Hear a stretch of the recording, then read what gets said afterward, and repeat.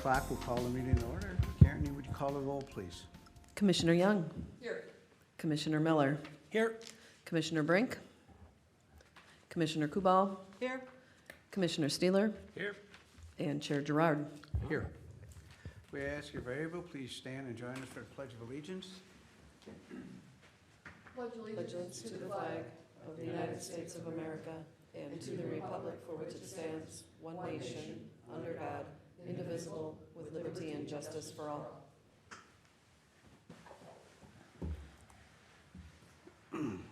Before I ask for a motion to approve the agenda, I would like to take a minute and just thank Mike Keene for his service on the Planning Commission from 2015 to 2022.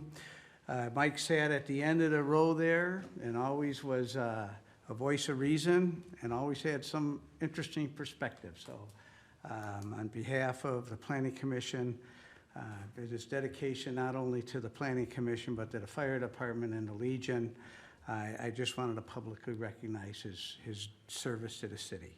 So thank you. And when I saw Linda at his celebration of life, she mentioned how much it meant to him to be on the Planning Commission and to be able to help with the future of Forest Lake. Very good.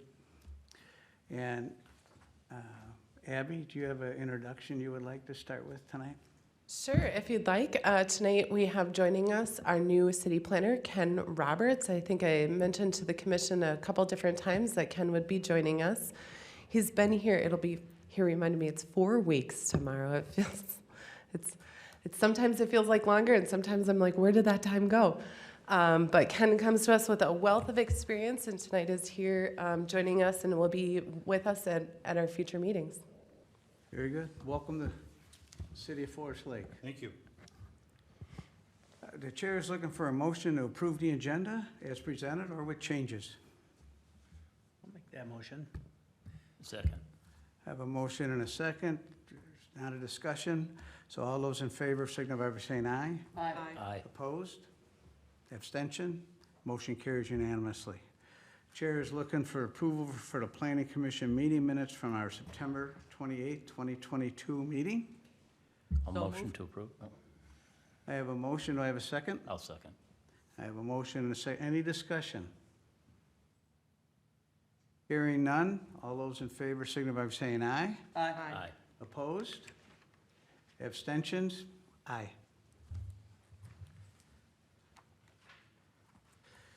Next up is the Downtown Redevelopment Preliminary Concept Review. I believe, Abby, you're presenting.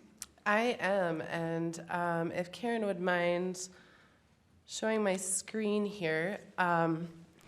So this is titled a Preliminary Concept Review. No official application has been submitted to the city, but in discussions with the developer, we thought that it would be good to get in front of our elected and appointed officials to gain some preliminary feedback on the concept design. Really, the intent tonight is to look at, on a very high level, what the commission is thinking about the development. From this meeting, the developer may or may not revise the plan, but also intends to move forward with discussions with the EDA and the city council, just to make sure that they don't get too far down the path of design and engineering, and then hear after an application submittal from the city that, you know, we didn't know XYZ was going to happen or be a part of this proposal. This is maybe something that's new for the commission. You know, traditionally you're looking at something maybe when it's, you've done this before? Great, awesome. It's so hard for me to know sometimes how we've been doing things. But so I'm going to give just a really high level and then I'll introduce the development team and they're here to chat with you, answer any questions, really a workshop format tonight. So tonight before you, you do have a preliminary concept plan from Harris Associates and Gahn Companies to redevelop multiple parcels, an entire block of the downtown core. They would be looking to, and that's from Broadway East, and I think it's 2nd East. They'd be looking at two multi-use facilities. So on the north end, we would end up having a restaurant space, 122 residential units that would include enclosed parking. So we'd be looking at a parking structure where the units would be wrapped around that parking structure. And then on the south side, some retail space. I'm not sure if I mentioned that there'd be 122 units proposed. 22 of those would be facing 61 along the west side of the property. When you look at these sorts of things, first and foremost, this body should be looking at the conformance to the comprehensive plan. The comprehensive plan guides this as a downtown mixed use and does look for compact walkable mixed use. Both our comp plan and our downtown plan talk about the inclusion of more housing in the downtown area with a pretty high density. I think it might even be the most dense residential district in the city with 20 to 30 units per acre. I will note that this is more density than that. And I don't think necessarily from a city's perspective that we are opposed to greater density. Things can always be more dense, but generally they shouldn't be less dense. As per our comp plan, not always by what the growing demands and pressures and feelings that we have sometimes about what goes along with the urban development. So the plan, when we talk about the downtown plan, it does identify this as a potential redevelopment site. So there is that block that we're looking at in the downtown plan. Downtown plan has some objectives to ensure zoning and design are appropriate.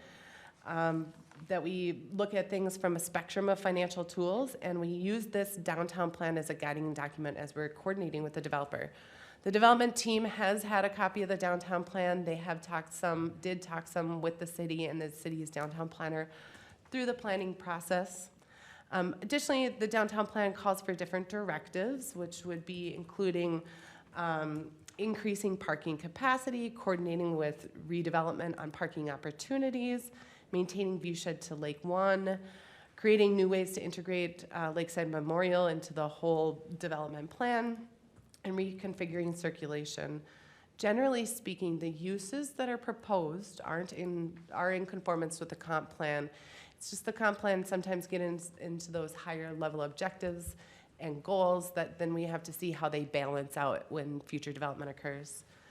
With regard to the zoning code allows for these uses, and it is, the city really does desire and wants to encourage downtown living, which this would help support. The exception of the ground level walkout that are talked about on 61, there isn't anything that's in conflict with the zoning code. City is allowed, though, for first floor residential in the downtown, and it's something that the council or the commission may want to discuss tonight. Concept plan proposes setbacks from all streets. The code does really eliminate most setbacks for properties in the downtown core. One of the challenges with that is the yellow lines here on the plan really represent the property lines. If the development really extended its building shell all the way out, it would really maximize the footprint of the structure. The developer is building in these setbacks very specifically to help incorporate some green space, some buffering, to help accommodate then for that roadway design, pedestrian amenities. Additionally, there would be the space to allow for, the city would retain a drive through the back and outdoor or surface level parking behind the buildings. The district requires a minimum of 2 stories, 25 feet, with a maximum of 4 stories, 45 feet. Not sure if I noted that the developer is proposing a 5-story building. However, 2 of those stories will be the lower or the parking associated with the development. In order to get the parking in on this site, on site, the developer is proposing that wraparound design. Some of that parking may go subterranean, they haven't had enough detail to really know if the water table and soils will be able to accommodate that, which could bring that height down some. But that's what's being proposed right now. There would be some sort of rooftop terrace on that restaurant with the lake views, with views all around. All of that seems to be well consistent with the zoning code. With regard to parking, staff does go through the existing development demand, the parking area, the shortfall that we have for the existing businesses, what this would do in the vicinity, and not only in terms of this development, but future development or the existing development in terms of what parking is there, what would maybe need to be rearranged, and how much parking we would have. When it comes down to this, there would be a total of 130 spaces short for all of the uses in this area. That being said, the city zoning code doesn't require parking for commercial uses east of Centennial Street, so this whole area's commercial or non-residential use requirements are exempted. They are not required to meet the parking. As part of this development, we'll be talking with the developer of the reconfiguration of that roadway and the parking that would be along through here, whether or not that's a developer obligation or the city works in conjunction with the developer on our own project that would be done simultaneously. But when you add in the parking that could be designed through here, we actually would have a space shortfall of only about 20 to 51 spaces. And all of that really kind of just depends on number of units and the square footages associated with future development. The parking, as I've noted, is significantly reduced. There are a little bit of challenges just in terms of city parking policy. The city doesn't allow for overnight parking in this area and what that could mean for residents of the building or guests of the building in terms of where they would park if there was a need for overnight parking not accommodated within the building. I do go through kind of a general findings. Overall, the city's code comprehensive plan supports mixed-use development. Overall, we want to see high-density residential development included in the downtown district. The inclusion of that restaurant space there that might be able to help preserve some of the views through the area, cleaning up the back of these properties, that roadway going back there, some of the parking, all of these opportunities are really beneficial to the community. Tonight, there isn't necessarily any sort of formal findings, no city formal recommendation. My recommendation to you is to hear from the development team, ask questions, provide some feedback, and we'll let the developer go and see if they want to keep moving forward with an official submittal or maybe revise their plan and come back before you with either another concept review or something formal. So I'm going to introduce Dan Eber with Gone Companies and John Harris of Harrison Associates and Hugh. And I forgot your last name, Hugh, if I didn't catch it already. He is also with Gone Companies. I'm going to give you this because it's got just a small presentation on there for Gone Companies. Sure. And then there's a little close-up there of some of the walk-up units. There should be only two things on. Do we have one over there? Jump Okay. right in. Sure. We got a computer up over here, I guess. Thank you. Oh, you've got your computer here. I don't. Does this, I just opened up what was up here. Yep. Oh, can I plug in So right does here? this- Sure. I don't have an HDMI though, connection on my computer. No, I have one. Yeah, we have one. Oh, So we have this guy right here. So why don't you get yourself all hooked, figure out, get you figured out. Is that the right connection? Yep. Okay. Because we do have an adapter if it's not. I think we need, It's right here, this one. I don't know if it works on that one. Sorry, guys. class yesterday. Oh, sure, I know that's what it is. And at the ratio for the screen I had was 4:3 and the Just saying. presentation was 6:9. 16:9. No, this piece. But it Yeah, it has to go on this. Find it there? Did you find what you need? There you go. And then I'll get it up and on then the you can screen just, for you. you touch those. I don't think I touched this here. Yeah. Good evening, Planning Commission. Thank you for your time tonight. Let's get you up on screen here first so everybody Yep. gets to see us. And if you could start by reintroducing yourself. She pointed to the general Sure. group here, and I have no idea who's who. Dan Hebert, Gone Companies. John Harris with Harris Associates. Hugh Gone with Gone Companies. Thank you. We good? So I thought maybe we could just recap some of the projects we've done in the past. We'll first look at Lighthouse Lofts. 2018, that was completed. And so I think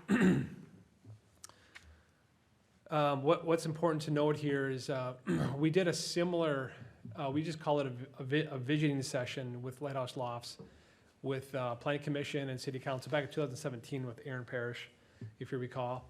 And we really valued the feedback from everyone in the community and the Planning Commission members and City Council. And so in some ways, we're doing that again here because we know that these are critical projects downtown, this is infrastructure. These are, some legacy properties here, and it drastically affects downtown and, the shape of the downtown. And so we value your comments here. And so when we developed the Lighthouse Lofts, that's a 103-unit apartment project, market rate. Back in 2018, it's mixed use, has Ballards, has Snap Fitness, and then Allstate Insurance. Combination of 1s, 2s, and 3 bedrooms. There's some walkouts that face the courtyard. That particular project, and there's the ongoing theme of parking, but that was 1.8 stalls per unit. And so that project was developed through PUD process. So, and if you have any questions while I'm presenting, just please ask, and I'll be happy to answer the questions. A couple other recent projects. One is in St. Paul. This was launched here. Pre-leasing efforts started in April 1st of this year. 89 units, just south of the new Allianz Soccer Stadium, and market rate apartments, and studios, 1s, 2s, alcoves.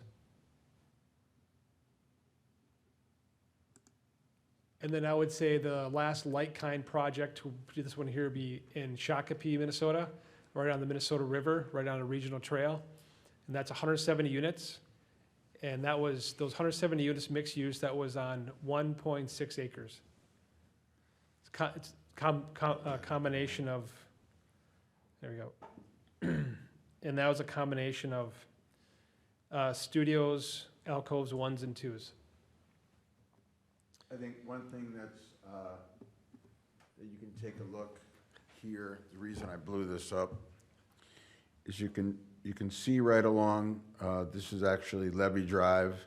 You can see the walk-up units. They're 2-story walk-up units, right here. This is pretty much identical to what we're proposing along 61. We have a 2-story parking ramp behind these units. These units actually have access to the parking ramp, but it hides a 2-story concrete block wall. And it's referred to as a wrap project. And so the difference here is just that we're gonna have 3 stories above instead of 4. This ends up being a 6-story building here. But this, so we just wanted to show you that to give you a visual to put together with the concept plan that we did for Forest Lake. So then if you take a look at, Just shrink that back down. you can see a bit more clearly here. So the river's over here, the bike path is here, and then these 2-story, call them townhomes, but they're rentals, are here, and it's hiding the structured parking on that side. This is on a slope site, so the other site, which is the courtyard, doesn't have that. Let's see here. Okay.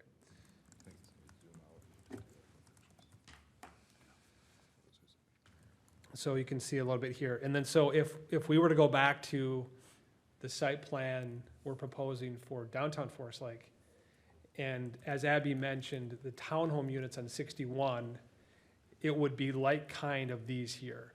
So it would be, they would be hiding the parking garage. If you've ever driven on 61, White Bear Lake, there's an apartment complex there. It's escaped my mind, but that's the Boatworks. And they didn't do that, and so there's a concrete wall that you see on 61. And so we're trying to prevent the core downtown having a brick wall because structured parking is required. We don't know, like Abby said, we don't know how far we can go down. Historically, we've been here for a while, so we somewhat know water table issues and even a lighthouse. We stepped up the site at Lighthouse, and we still had some problems in the elevator pit, which is kind of below the underground parking, fully underground. So perhaps we can go half, maybe we go 6 feet under or something like that. so that it wouldn't be quite as high as, parking on first floor and second floor. So, but this project we're proposing would have similar amenities, rooftop decks, structured parking, obviously, community rooms, things like that. So, I guess right now, if, we're happy to answer any questions that you may have, and we'll, I guess, put it in your court. Commissioner Geneva? Yeah, in the apartment units themselves, is there going to be any spots for any, like, social gatherings where if you wanted to have a graduation party for your child, there's going to be a room that you could use inside the building? Yes, absolutely. And so I think part of the whole concept here is, and this is a new concept and this isn't a new approach, but so say you live in a 4-bedroom, 3,000 square foot house in Forest Lake and you want to downsize. And so, or right size. And so instead of, purchasing a smaller house, you purchase or you come into a unit like this where you have, there's no taxes, there's no HOA, but then the amenities of the project fill in the gaps of the fitness room, they fill in the gaps of like gathering rooms. And so, yeah, there would be a community room that would be rented out or a community room, just like Lighthouse is now. And that's how Lighthouse functions. Then my concern actually is with parking seeming to be a little tight, if somebody were to have that kind of gathering, where would the space be for groups to park so they could attend such an event?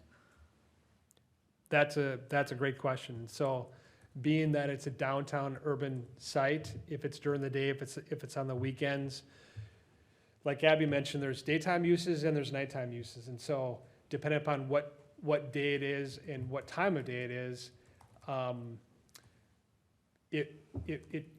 the surface parking should accommodate those folks. And then also being that, there's municipal parking to the north of the roundabout, the small little roundabout, could accommodate those as well. So, there's gonna be an ebb and flow of people for sure, and we would consider that visitor parking, and so if that visitor parking would be surface parking. Okay, and I then, should also mention that the preliminary unit mix on this are gonna be and Dan, you can correct me if I'm wrong, but approximately 60% studio, alcove, and 1-bedroom units, and then 40% 2-bedroom. There may be some 3-bedroom, but it's probably unlikely. So we think that at the ratio that we're proposing, whether it be 1.5 or 1.8 spaces per unit, that there should be plenty left over to accommodate visitors. Kevin? Interesting statement, John. I disagree, and that is my biggest concern with this whole project. Well, two things. One, hopefully those rooftop patios are gonna be open to the public to come and dine and use and have great views. I'm hoping that's part of your consideration, but more importantly is when we look at parking, and originally I thought these were all gonna be 1-bedrooms, but nobody has 1 car. Most people have 2. And most people don't live alone, but some do. So I don't see us anywhere close to having enough parking, especially when you incorporate the other businesses that are currently in the area that you already know are there. That's my biggest concern. I just don't see enough parking anywhere close to enough parking. Well, this project here in Shakopee, which I think is a similar market. It's located about the same distance from the downtown core. We have 1.6 spaces per unit, and the way we did it there was to have 1.5 spaces for all the 1-bedrooms, studios, and alcoves, and then 2 spaces for the 2-bedrooms.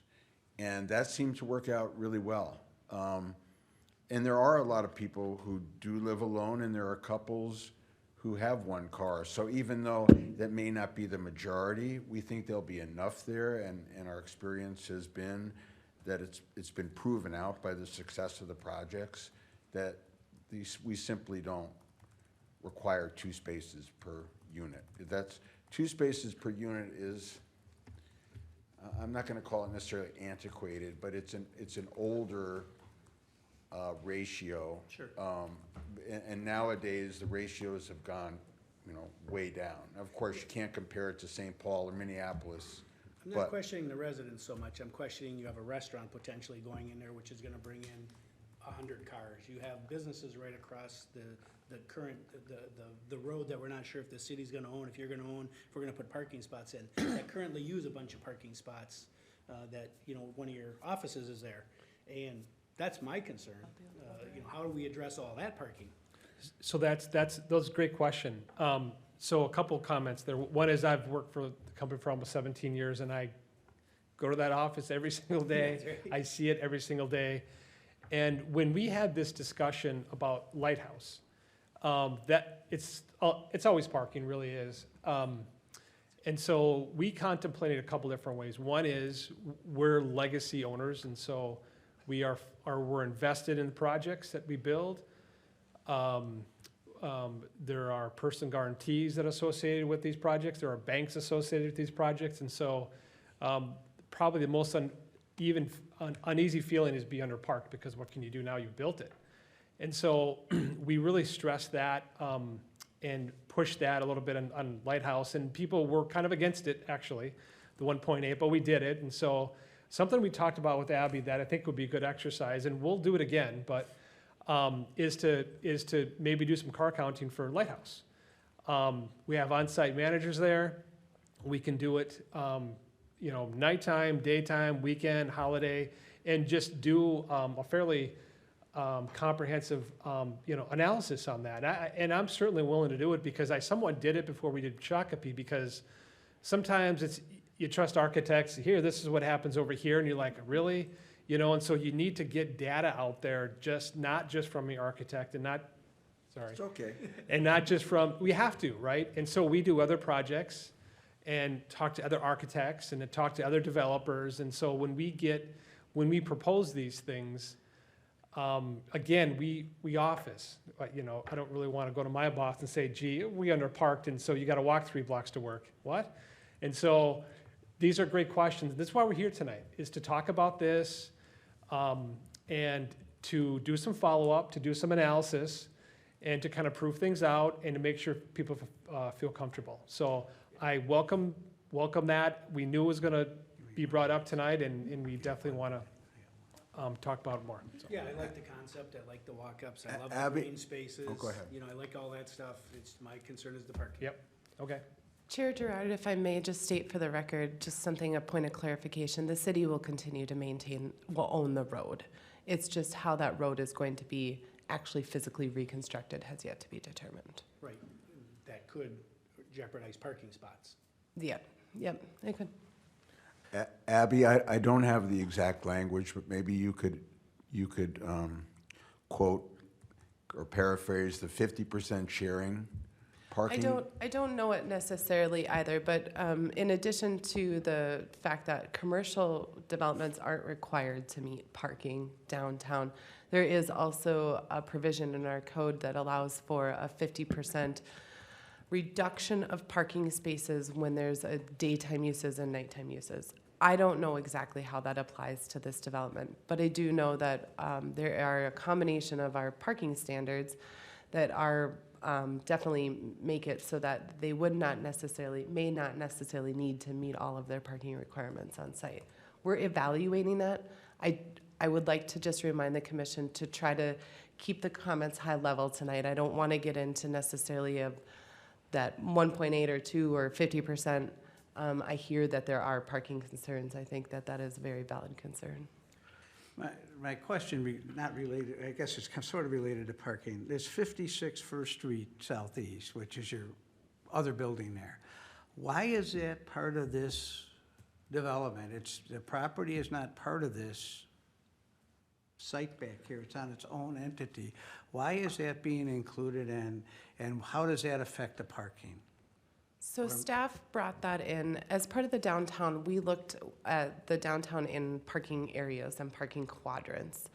what the existing uses of all of the existing structures were and what their existing parking requirements were.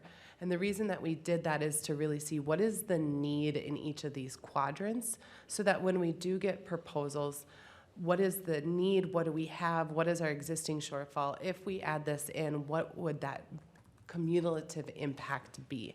The developer isn't proposing that other building being a part of this development at all. Staff's just used that as a total part of the parking analysis. So the building needs 90, if I understand it correct, you're telling me it needs 94 spots. And they currently probably have about 20 or 25 actual, the row between them and Lone Oak, and then maybe a little bit behind it, and all the rest is public city-owned property, correct? I mean, most back there's a lot of city-owned property back there. I would say, I mean, the 56 First Street is probably very underparked. I don't think that building meets any of its parking demand. But again, the city has a provision in place that non-residential uses don't have to provide for parking. What's interesting, you have a current restaurant that's 24,000 square feet. We're not proposing a 24,000 square foot, event center restaurant, and the other, you have about 50 to 60,000 square feet right now of commercial use on that block. Most of it's vacant right now, for certain reasons, functionally, but let's just say we want to bring a medical use in there. We could build a 40,000 square foot facility and not have one structured parking stall that we have to accommodate. It could be all part of the 95. That probably would be a bad idea because they're both daytime uses. What seems to work is nighttime use restaurant and daytime use office. LeGrand Salon, they're 8 o'clock or whatever, so that's a small retail component in all this. Susan? Well, the residential in the code is actually labeled as a nighttime use. So the provision is for a daytime use to be able to use the parking provided by the nighttime use to allow you for a reduction. Which is probably plays into the not having to meet your code for commercial, because there's daytime and nighttime uses there. Susan? You mentioned the 24,000 square foot restaurant that is there now. And the parking for that, when an entity such as any of the businesses around here, or even when the Rotary was trying to, the parking for that is all over behind Rio Rancho, on the other side of the roundabout, the little roundabout. And so, no, the parking is not sufficient at all. I think that I'm a little bit concerned with the studio and alcove and one bedroom. This city has had a very, very large number of studio and efficiency and one bedroom apartments built in the last 5 years. What the city housing needs are for 2 and 3 bedrooms. Trying to find a 2 and 3 bedroom apartment or townhouse that is not a home type is very, very difficult in Forest Lake. So if we are looking to have families here, if we are looking to have an elder couple that maybe wants to have their grandchildren visit once in a while after they have right-sized, I like that term, we don't have those kind of facilities. So looking at it on a very broader scale, I would like to see a different mix. We have like I said, we've had, and Abby and can probably tell us the number of that we've had recently. When I look at your plan here for Lake Street, one of the problems with the building on the northeast corner of Lake and Broadway is that those sidewalks are much too narrow to encourage pedestrian use, to encourage any kind of walkable feel for the community that was brought out very strongly in the downtown plan and in those community meetings. I'm a little bit concerned, just from the general plan here, how wide the sidewalk for public use along Lake Street is going to be, because we have said that we want our downtown to be much more walkable and inviting to pedestrians. And I'm not sure that peering into somebody's living room is the way that I want to feel walkable along Lake Street right now. So I have that concern. Later, I'd like to talk about the density, but our code says that you can go above density if you're looking at some affordable units. And so I would be interested to know if you are going above our standard density, what those affordable units would be and what % AMI you would be looking at for affordability to achieve your additional density. On your building, if you're 5 stories, are you looking at 4 or 5 stories up? 3 on top of a 2-level parking ramp, which is unknown how high it's gonna be because of the water table, right? All right, okay, so we'll call it 5 stories up. And if you have a rooftop, you're going to have structures, pergolas, yada, yada, yada. So you're essentially looking at a 6-story building. One of the things that we talked about in the downtown was not blocking our views and not blocking the perceived access to the lake. And so I'm wondering visually how that will work and what that will feel like with essentially 2 large guardians as you come down Broadway toward the lake. And you sort of enter the tunnel. As we were talking about the downtown redevelopment, we're looking at those downtown plans, that building on the northeast corner was perceived as a real barrier for folks knowing that we have a lake in Forest Lake. One of the things that Abby brought forward was to ensure a spectrum of financial participation tools. At this early point, as you're looking at this, are you expecting the city to participate financially in this development? And if so, what would be the criteria or the reasons that you think that would be good for Forest Lake? So at some point, I'd like to know that. And I'll hold for right now. Well, I'll take the easy one. If there's a way to get back to the original plan, if not, I can just describe it. The intention of the pedestrian walkway, sidewalk along 61 is to be between 6 and 8 feet wide. I mean, that's a broad sidewalk, 8 feet wide, with a very substantial boulevard, and the houses would be set back. You can see there's quite a bit of green space there, so it wouldn't be the kind of thing where you're walking along a narrow sidewalk and someone's unit is right there. Okay. They're set back quite a ways. That's helpful. Thank you. That's really important to us because it's a busy corridor. Yeah, and there would be similar, like a step up. There would be like a hanging balcony, so you have to step up to the unit. So it's not gonna be street grade, I would Maybe up a imagine. little bit. Yeah, a little bit like Second Street and Lighthouse Lofts. We have walkouts there. So, but this would be, because that's an off-street, not a 61, we'd make sure that there's, because remember, we have to lease these, and so people have to feel comfortable. So through the design process, we make sure that happens. I have a quick question. Are you anticipating parking in the front on 61 there in the street, like No. over at Lighthouse Lofts, or is that gonna be no parking in front there? Well, it's a city street, so I would assume that, State Highway. or State Highway, that's a MnDOT call, I would imagine. We're not gonna be we're not gonna play in their sandbox, so I'm not sure what but I mean, what's interesting about this is Lighthouse Lofts, when you're coming from the north, south, folks are going 50 miles an hour as they get into Forest Lake. What's interesting about this site and this side of Forest Lake, they're already stopped because the roundabout's a little bit bottlenecked. And so you're not gonna have zooming cars going through here, which is interesting. I mean, whenever I leave to go home, I have to use a roundabout because I cannot take a left out. And so we're not proposing to do any sort of changes to the small roundabout and cut off access in any ways. And we did have a preliminary discussion with MinDOT on this site, I don't know, probably 8, 9 months ago or so.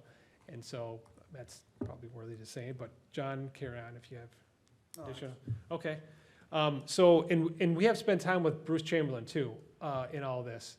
And the wide sidewalks, the vision of downtown Forest Lake and the backside, which would be the east side of this proposed project, and how that integrates with the lake and whatnot. And so, a lot of great ideas. And so I'm trying to recall the other questions you had, Susan. And so I got a question for you, Abby. So if we went a PUD, would the inclusive, the affordability units still apply? I'd have to look Okay. into that. Right. Planned unit development, you can request deviations from the code requirements, so. Can request, but not necessarily have to be granted, correct? But that is correct. I mean, you weigh out the pros and cons and the public benefit, and generally with a PUD, there is some sort of public benefit. The site isn't inherently eligible for a PUD just because of its size, and that there's a single building. So I think there'd have to be significant public benefit to start kind of going down that route, but I'd have to look for sure. Yeah, I mean, historically, we've been market rate builders and developers, and so that's just something that we haven't really thought through, and we have in a certain degree, but that requires a certain assistance of financial assistance, like tax credits, things like that. And so we can do it. We certainly know and understand that game. By and large, our gap financing, and this would be true for other communities, Shakopee, and we're working with the city of Osceola too, the village of Osceola on TIF. And so in a project like this, we do the but-for analysis commonly with the financial advisors of that particular city to see the viability of the project through the but-for analysis.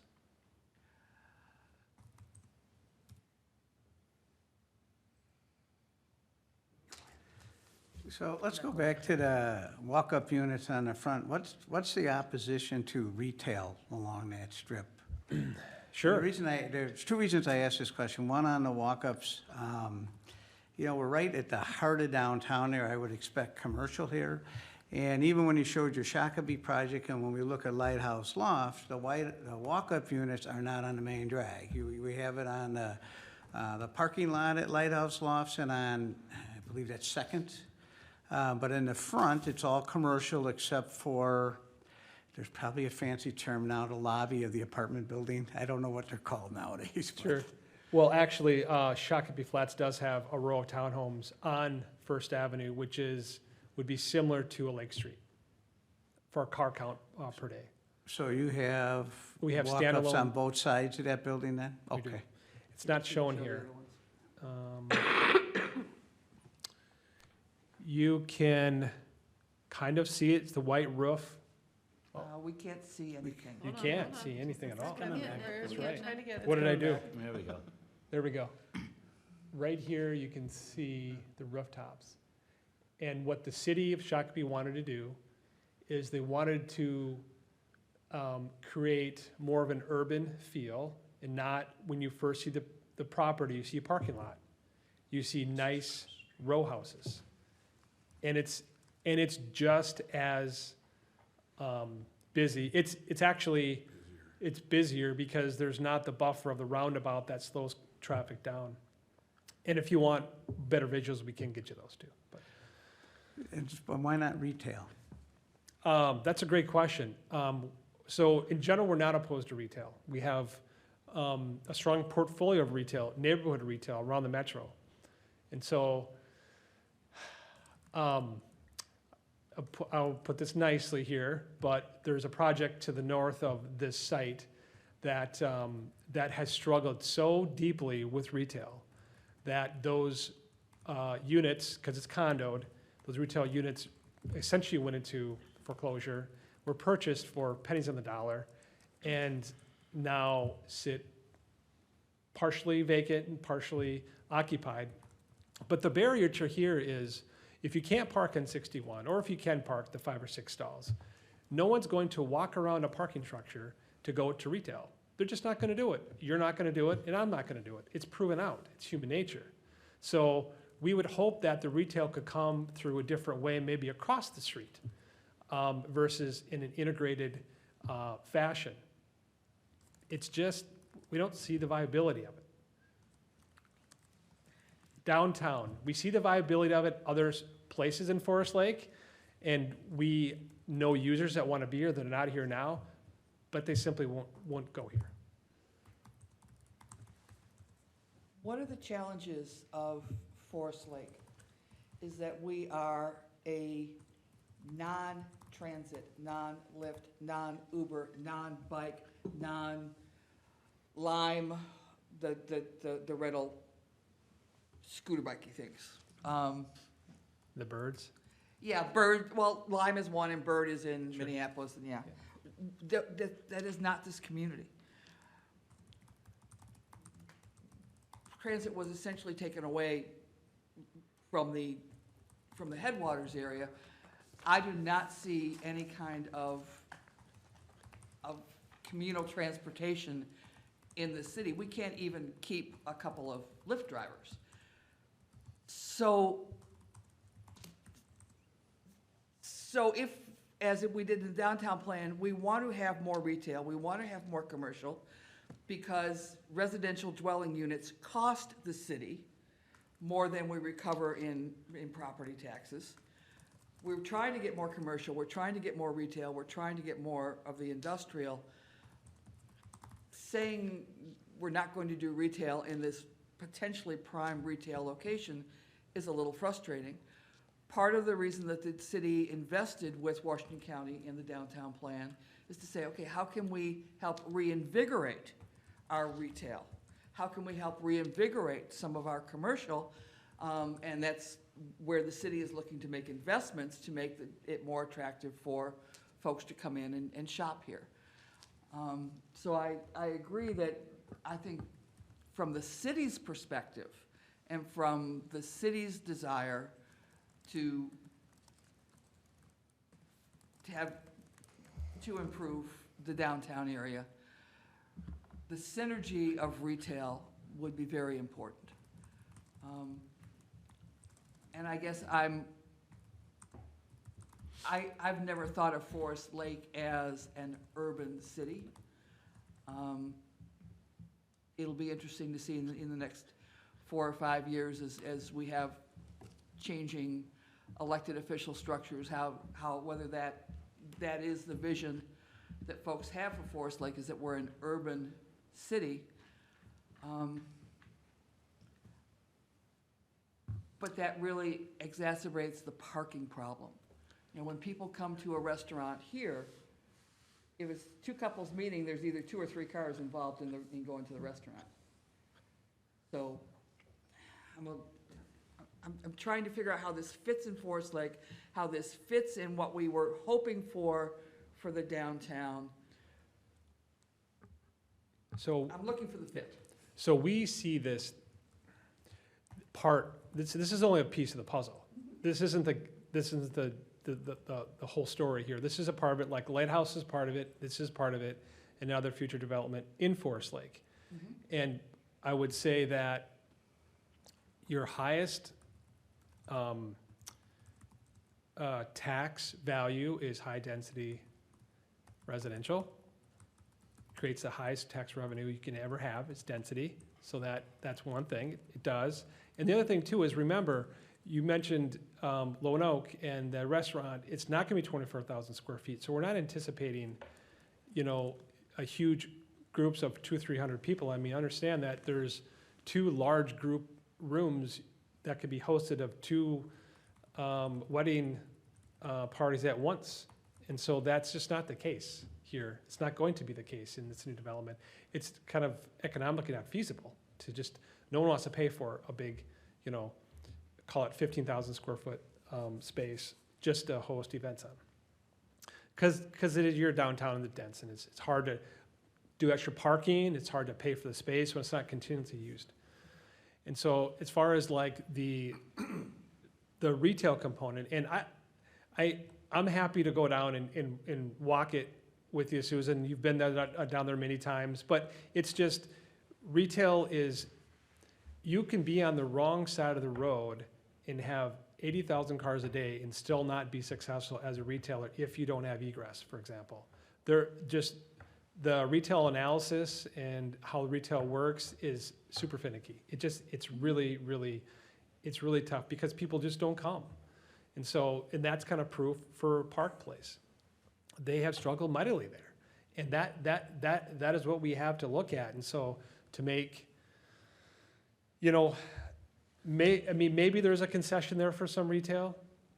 Maybe, you know, a certain type of retail or something, or a certain type of office, or like an office medical component to it. Maybe that's part of it, perhaps.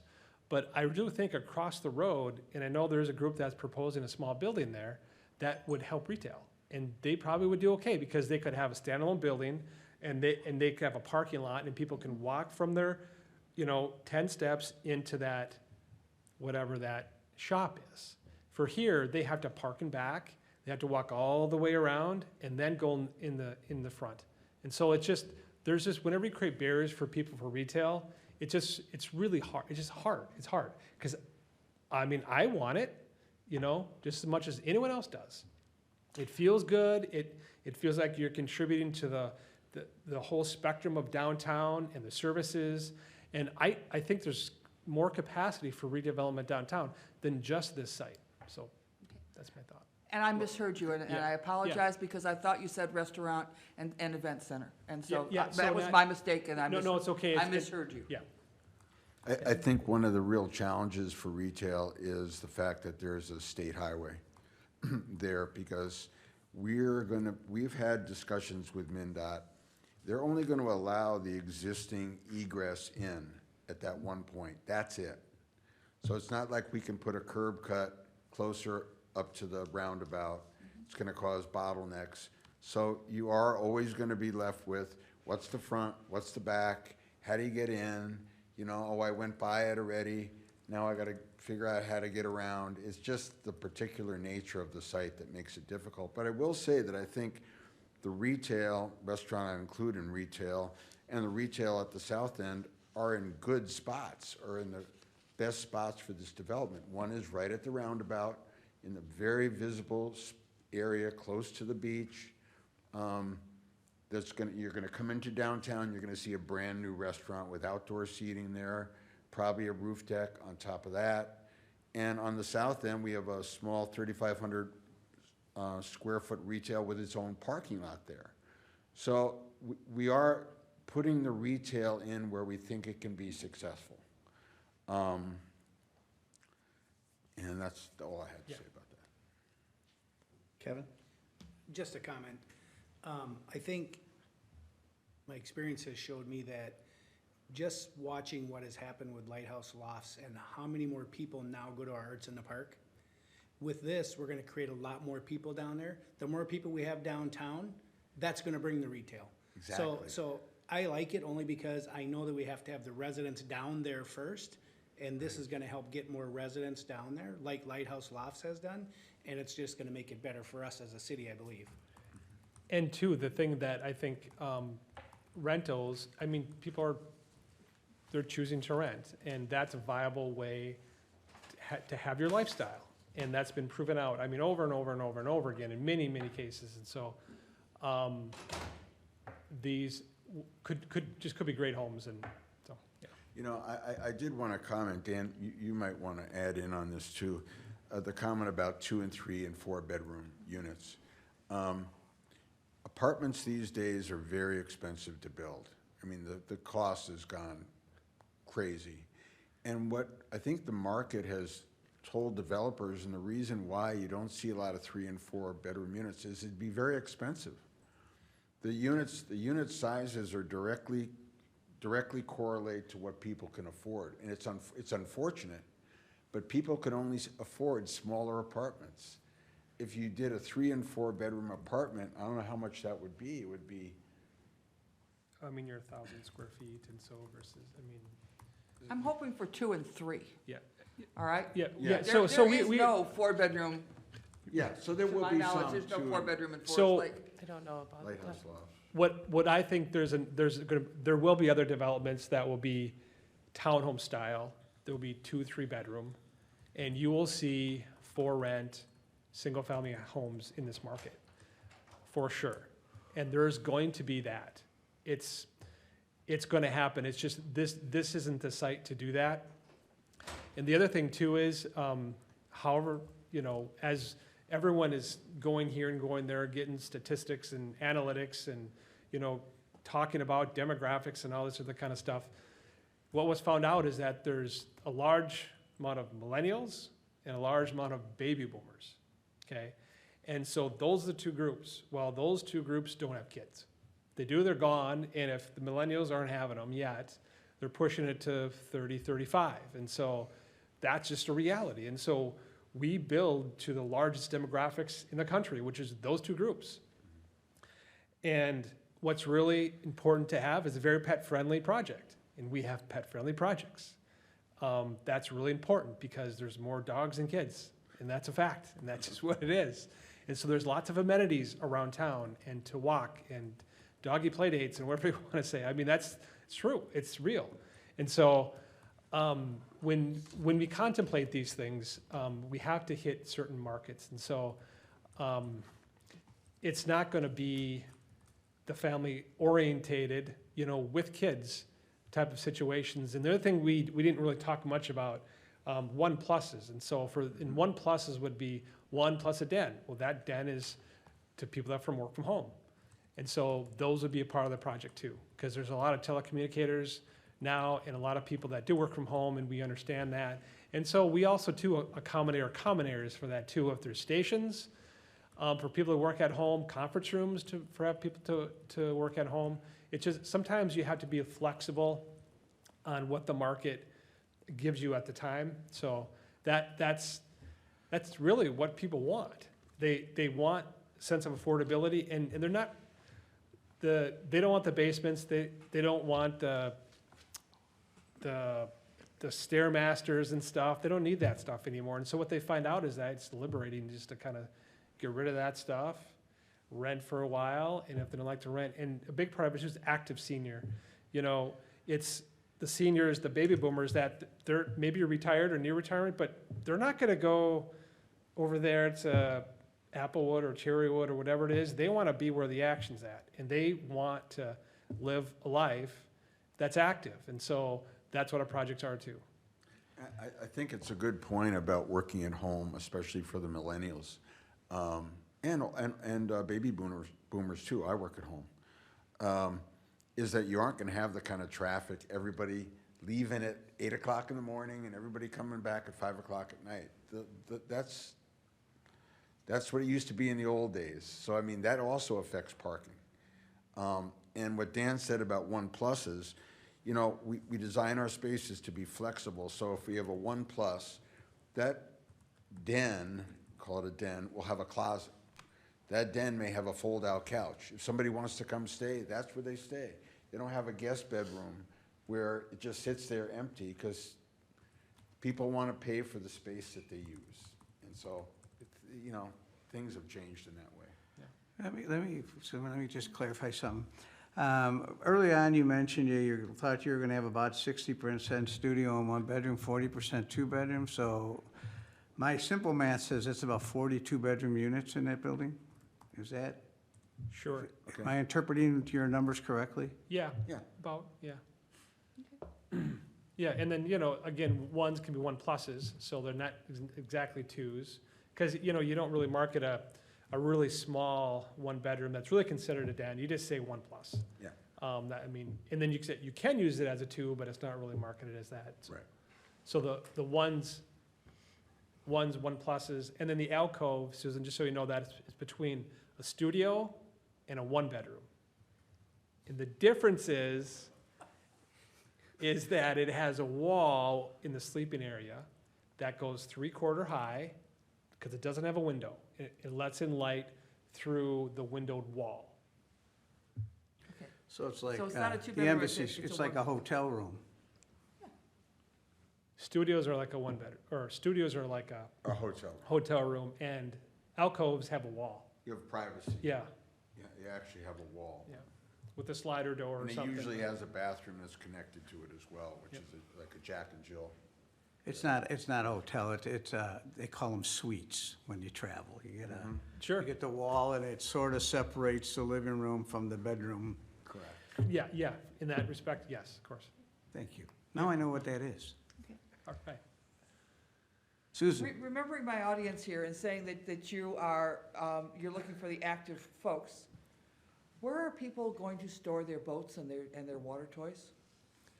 So we have a neighbor, Hallberg Marine, and I'm sure he'd be happy to have some more business. But they can't put their boat in there. Well, that's why you have to have a bigger marina downtown. That's why the third expansion's necessary. There, Susan. Brings more people downtown, right? And that's still, these are life choices. It's Tim's Marina. Then that expand Tim's Marina. That's gonna create opportunity for other people, for sure. Chair Gerard, I think Commissioner Kubala has something else. Okay, I have some questions. Is this, your plan going to accommodate electric vehicles? Yes, we'll have EV stations. Okay, And that's gonna be dependent upon, we won't put 50 in right away, but if it gets to that point incrementally, that's what we do all of our projects. We're incrementally adding them as folks ask for them. okay, and then of the available outdoor parking, is any of that going to be assigned to residents or businesses, or is it all open?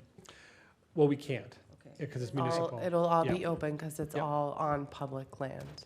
And is there going to be any common areas for parking bicycles? And I heard talk about dogs, which I like, but I don't see a viable dog park or space to accommodate the broad number of dogs that something like this might bring in, especially if you allow it. And I think dogs function much better with space. That's a great idea. So there's, imagine downtown Minneapolis, St. Paul, lots of dogs. And so there's lots of ways to accommodate a variety. There is spaces you create within your project, a dog run.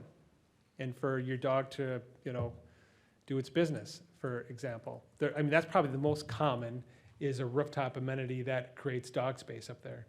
I think it's really more normal, typical, that you don't really accommodate a space to walk your dog if you don't have the land to do it. Yet we have a doggy washing station. You'll come in at the parking level, there'll be a room there, and, you walk your dog up the ramp, and you can hose them off or her off. But the idea, they would be walking their dog out in the park here, out along the lakefront. That's where people would walk their dogs. Is the current restriction no dogs in the park? That's correct. Yep. That's correct. Dogs are not allowed in the park. Oh, really? So, I can't And drink the- there sorry. either, but, The beach and the park? Or is it just the beach or is it the park too? I'm sorry? The park and the beach? I believe that whole area down there rock. does not allow dogs. We can definitely get to those regulations. I was not Sure. aware, but we can make sure that those So- regulations are part of the review. Good question, anyhow. Yeah, we would have to think through that. okay. Other comments? I guess my parting comment is parking's very tight for public parking down there. And there's 100 and some spots back there that are currently public parking available, which you guys are parking obviously at the building next door during the daytime. Losing any of those public spots would be a crying shame, because we're already short a couple hundred spots in that area. And as I recall with Lighthouse Lofts, we originally had 30 public spots coming, but something happened at the end there, and I believe they were all turned over to Lighthouse Lofts, and the city didn't end up with any public parking, if I'm correct. Please correct me if I'm wrong. Are you referring to the parking to the north by the treatment plant? Correct. I'll have to look, but that's shared parking over there. Yeah. That's not exclusive to us, that shares easement. But you can look in records and correct me, but I'm almost 100% sure. Because we knew that the treatment plant area needed to have its own parking, but it's simply not used by city staff unless I mean, correct me if I'm wrong there too, but not very often. Originally it was gonna be overflow. Yeah, and so, let me see here, Paul. So your other question was, so I think too, just to keep in mind that, I mean, we are taking away, I mean, we're taking buildings away, right? And so that if they were full, they're not. But if they were full, they would be using those spots, and so we're taking those away. And we are really trying to park all of the residential within the 2 levels of parking garage, which then leaves the nighttime use to the restaurant, daytime use, the plaza building. And so that, we still see that exchange there.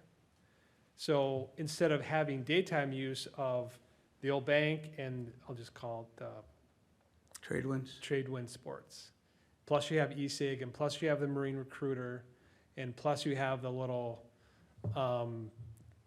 Asian cuisine, right? Those are all, potentially, they could be all open. And if you did 5 per 1,000, that's 300, that's like 300 stalls that you would technically require. Like, for example, like out front here, City Center Commons, we're about 5 stalls per 1,000, okay?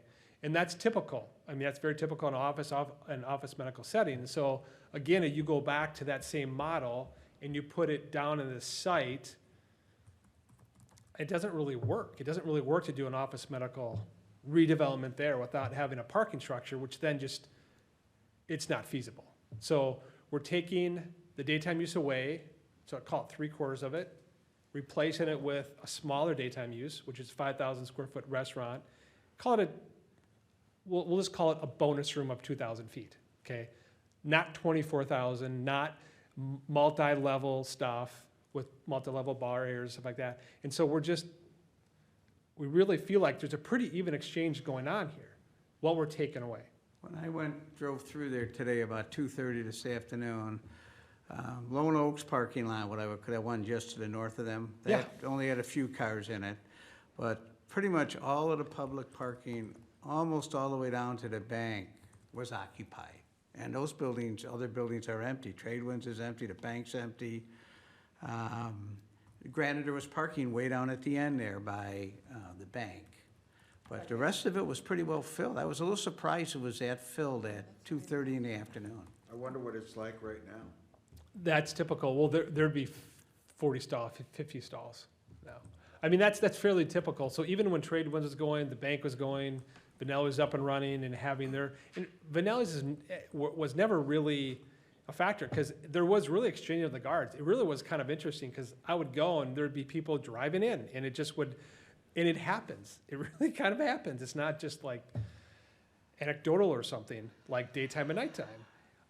Okay, but I know what you're going to say, Susan, but again, remember what we're taking away. Just. May I? I tried to park for a Rotary meeting when it was at Vanelli's.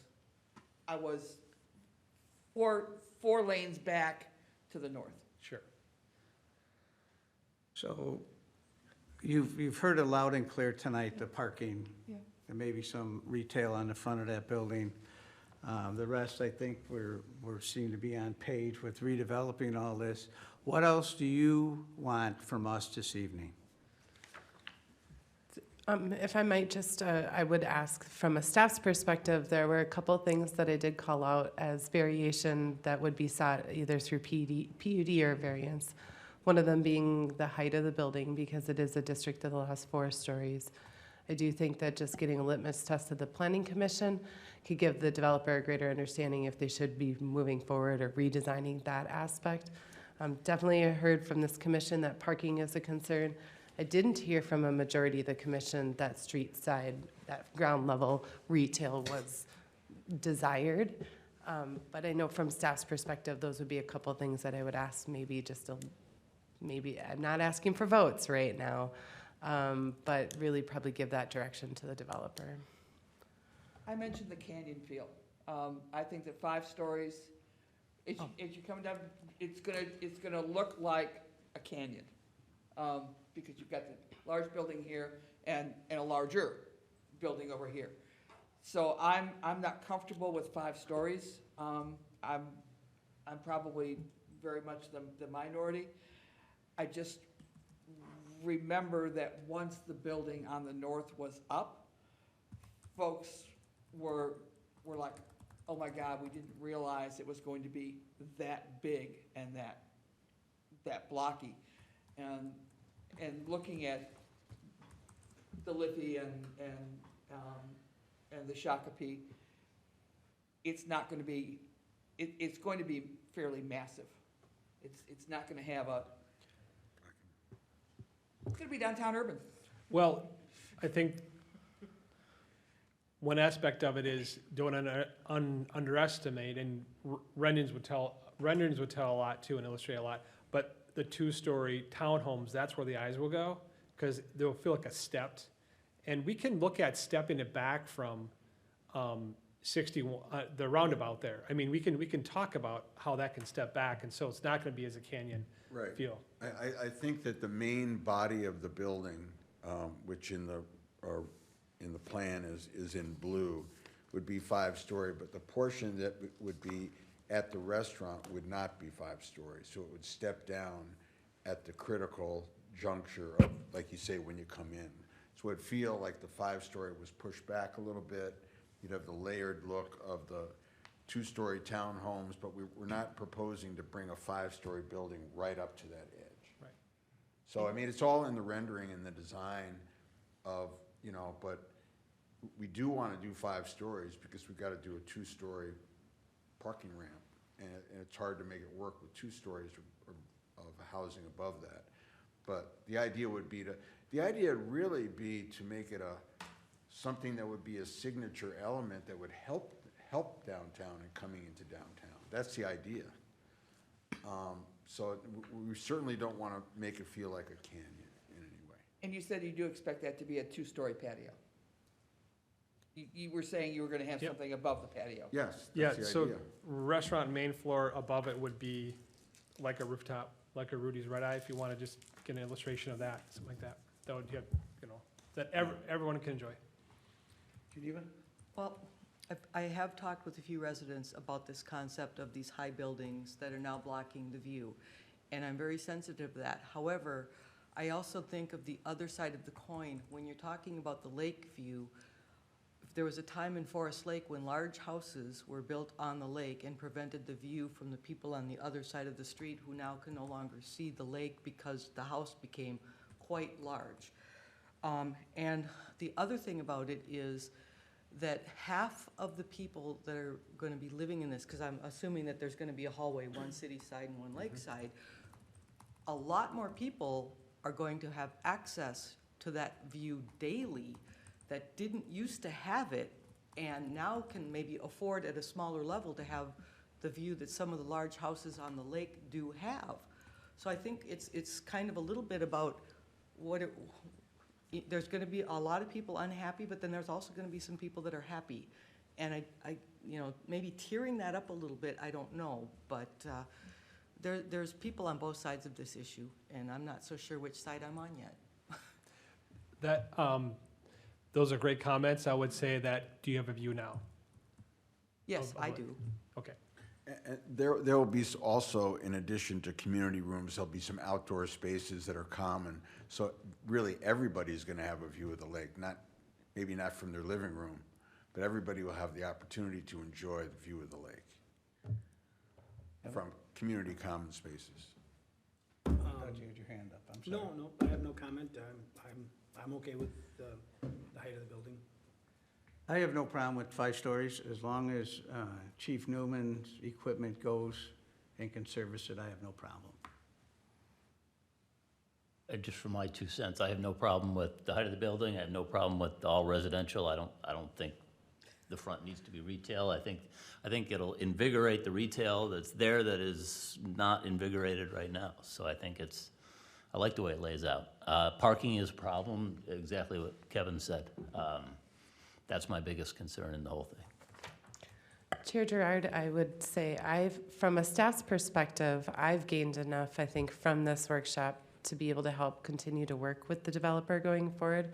I don't know, Dan and your team, John, if there's anything else you'd be seeking from the commission. But at least right now, I think that there's enough for staff to keep helping move you forward with this project. Agreed. Thank you. And, you know, feel free, this is a big project. We'd be more than happy to have you come before the planning commission again. We like to see development here, so it's really a matter of getting a working plan. Yeah, no, and again, I can't stress enough, you know, the reason why I came here, we had the vision session with Lighthouse, we all know how that turned out, and just really value your, go ahead. I just really value your opinions and how you push back. It's good, healthy, and yeah, we welcome it. So, Is Lighthouse fully leased?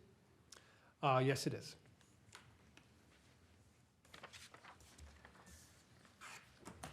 Thank you very much for attending. Thank you, good night. Thank you. Have a good evening. You too. Thank you. Thank you. I need to talk to Bill Mars. Bill Mars is the mayor shop. Next item on the agenda is comprehensive plan code amendments. I'm not sure who's presenting on this. I'll start it off, and I'm going to pass it over to City Planner Roberts. I had a college professor. His name was Kent Robertson. And now we have Ken Roberts here, and I have to stop every time I say it. So, so we all know. So I'm going to just pull up tonight, including the staff report, was just Wait, some. Abby, before you start, Yeah. the packet that I have on my machine does not have this on it. It only has, Nope, this presentation. no, it doesn't have the packet we got from you, from the city. I only have 12 pages here. Have I got the same package? I only have 12. Package? Yeah, we only have 12. There We was don't a have the second. amendments. We don't have anything on the MXR1 in our packet on the screen. Was that just because, was that a late, did I send that under separate cover? Yep. Okay. So that was emailed out to you separately. Yeah. Should have been. It was page 13, 14, 13 through 17, yeah. Yeah, it's just not on our computers. Well, Continue on, I Okay, printed we'll half check of it out. Anyway, so. we'll check it out. I mean, the staff report, I didn't necessarily plan on following the staff report. I apologize that maybe that's not there right now for you. I followed the Sometimes I format. just reference it when I'm at the meeting, I want to see page so-and-so. Okay. Staff report. Sure. So, all right, I apologize for the interruption. You're just fine. So we've been talking about 2040 comprehensive plan, code changes to gain more consistency. We talked about the overarching goals a number of times, but specifically we've been honing in on those zoning code changes regarding the mixed residential district, that low density residential future land use area. This commission also brought up the agricultural compatibility, complementary land uses, looking at different land uses that fit with these large lot agricultural areas. And then also there's been discussion of review of the Highway 61 corridor. I did note in here that is going to be its own separate planning study. The city is seeking additional funds to help fund that, and really looking at that from a redevelopment perspective along that 61 corridor and maybe even into that highway business area that the future land use plan calls for. So as a reminder, this commission's well aware, but for the folks that are watching from home, because I'm sure at this point we've got just tons of viewership, right? Low, medium density residential, it's estimated to be 60% of the total residential development that's going to be happening within Forest Lake and by 2040. That's all of the MXR1 district, and just to kind of, I know I have my big blockies versus my really nice Bolton and Mink maps. We don't have necessarily the best in-house technology, but a lot of areas that's south of the lake, west of Highway 61, and then there's some pocketed way up in the northwest corner of the city. So our existing MXR1 district lot standards, we talked about existing 15,000 square foot lots. We talked about townhomes, detached townhomes, the difference, 7,500. I think at your last meeting, and I apologize I was not able to be here just because of illness, but our proposed MXR1 district standards were presented to you of the lot area of 7,500 square feet. Lot was 65 feet. We talked about front yard setbacks, side yard setbacks, corners and rears. I did watch the video. I think this was something that overall there was consensus with moving forward with this. There was a little bit of discussion about that setback and whether or not there should be a setback of the house from behind the garage. I didn't highlight this in your staff report, but I highlighted this now because I don't know that the commission really had a whole lot of direction for staff, and forgive me again, I wasn't here. But whether or not that garage forward design was an issue or not. So I want to just stop there and talk just final feedback. I'm not looking for a huge discussion. We've had a lot of discussion. Just want to know if there's any final comments on this, if anybody did have any perspective on that garage forward or garage recess design. And otherwise, we'd move on to those agricultural compatible land uses. Commissioners, questions? Well, if no one will start, I will. This garage, if it's up here in the yellow here, can you Yep. explain that a little closer? The idea would be that this would restrict the garage forward design. I've heard from this commission at times that the garage forward design was of concern, essentially where you have your garage in front of your house. And this would then require the garage to be recessed from the front of the house. I've heard mixed things, and I just want to know whether or not this commission wants to move forward with promoting garage recess design. That's all. I'm all for promoting it, but I did my homework per your request and drove through all of these developments, and they're virtually all garage forward developments. They are. And I have to commend the developers on many of these. The smaller, narrower lots, there's a lot of two-car garages. If we have what I'm gonna call streetscapes, I was very happy to see that. Some of them that squeezed in the three-car garage and just have a front door, not so excited about that. I don't think we get any streetscape, and I think you can take care of that. But I didn't mind the garage forward because, and I can't, A lot of them have those nice porches on the front. they have the nice, yeah, and I can't remember what development that was. Here, I can pull up that development map. Possibly Chestnut Creek. I know I walked them all. But yeah, I would agree. I like it. I don't mind the garage forward, especially when you get the landscaping in and it gets grown out a little bit. Garage doors have come a long way, too. Yeah, you're right. Great, then I will remove that by the time you see that ordinance come before you. That's the only thing that I had that I just wanted a clarification on. I know at the last meeting, there was the question of just a map. Let's look at some of these neighborhoods. Sounds like several of you did go through and walk them, and you're understanding what those patterns and fields would look like if we changed the code regulations. Is there anything else that anyone wants to say, Susan? I'm Excuse just me, Commissioner concerned Young. with the really huge amount, the very high percentage. We're looking at 60% of the city being that one type of housing. I just want to clarify, I think it's 60% of the residential, that one type of housing. 60% of residential. And I think that is a lot, and fortunately, I don't have to live in those areas. It's just a lot of folks right next to each other. It doesn't provide a lot of housing variation. And so that is what it is. But I would like to, when we're looking at things with the ag, when we're looking at things with some of the commercial and the highway, thinking about making sure that there is some variety of housing in the city.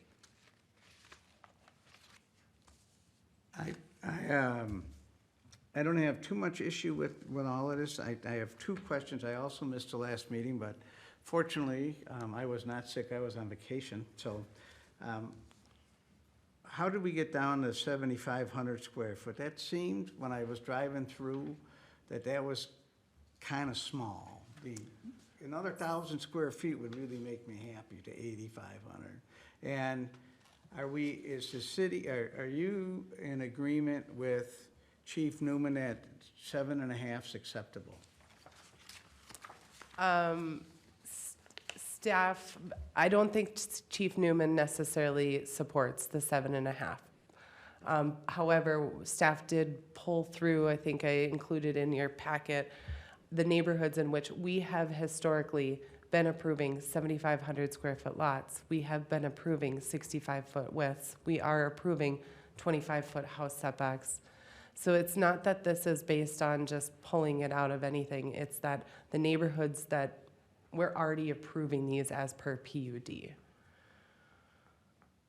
Well, I still don't have to necessarily be thrilled with it, because it's not all of the lots that are down at this size on these developments either. Right. I mean, there's a lot of them that are quite a bit larger, you know, so. Yeah, that's just the minimum, Right. setting that minimum. If The I, lots will be the minimums. Well, in general, they will be. if I may, Mr. Chair, Yes, sir. I might as well get in on the fun. Absolutely. These are the proposed minimums, and a developer may say, no, we need 7,800, or we need 8,000, because somebody wants that three-car garage. There's nothing saying they can't go larger. Yes, they'll try to squeeze, but the market's really going to dictate. Maybe they want 70-foot wide lots instead of the 65. But what this does, it obviously reduces lot size, which in theory should reduce a little bit the housing costs, because you have more units per acre or per development to spread out the development costs. So if we want to try to accommodate more housing at a little less price, the smaller lot size helps accomplish that. I don't disagree. Was it a year and a half ago that we had the developers in? It was about that. Yeah, and they were saying that if they could, to get these kind of lots, they could come all the way down to a $600,000, $700,000 home. So that's, I guess that's what's affordable now. I It's don't, shocking. I mean, with all due respect, we were just in a neighborhood meeting before this, a developer looking at 65-foot wide lots, and they were looking at about $400,000 price point. So, That would be great. and even at 400 is still really expensive. I think all of us sitting around here can, if we own a home, think, wow, my first home wasn't that, my second home wasn't that. That they're still really expensive. That's what the market, unfortunately, for a variety of factors, is those are the price points of new construction right now. And if I may, one other thing, my experience, my last city was Lake Elmo. They had a variety of lot sizes at all sorts and shapes and sizes, but the developers were telling us there were people that did not want a lot of large yard areas because they didn't want to maintain them. They didn't value the space that they would have to own and maintain. Some did, many didn't. They'd rather go to the park, or they were going elsewhere because they didn't want to mow the grass and take care of those things. Well, I think the one development I drove through, I believe down the 50-foot lots were detached townhomes. And they look very nice. I mean, they're small. Now, 50, and I always have to put this in perspective, I was raised in Chicago on a 37.5-foot wide lot, which was a lot and a half in my parents' neighborhood, so we had a big lot. And then my first house in St. Paul was on a 50, so to come up here and have, you know, acreage, you know, my family comes up there and go, wow, you are living the high life, you know? So, but then I have Susan who's on, I don't know, 4,000 acres down by the swamp down there. We do get that collision, and this is the battlefield, right? Because now we're taking these farm fields and going from nobody per maybe 40 acres was one building, two buildings, and now we're gonna put in hundreds of houses, so it's just a little bit of a clash. So I'm okay with this, as long as we have something in there that says that if you're gonna have a narrow lot, you can't have a three-car garage. I need some kind of presentation, you know, some kind of streetscape, so I don't get 3 garage stalls and a door. The other thing I don't want, and I saw this only on a couple of houses, they really pushed the garage forward of the house. So I assume someone wanted an extra deep garage, and it had to be 22 feet at least. It looked like almost the entire garage was in the front of the house. So I think you're on the right track with some of these distances and whatnot, and I think we just have to clean that up so we don't get sideswiped. And my last comment would be, to Susan's point, we have an awful lot of land now that is the MXR1. As we look at the comprehensive plan in a few years here, should it all remain MXR1 or should it go to something else? It is definitely something, certainly, we've already started conversations with the Metropolitan Council about classifications for the next go-around of the comprehensive plan.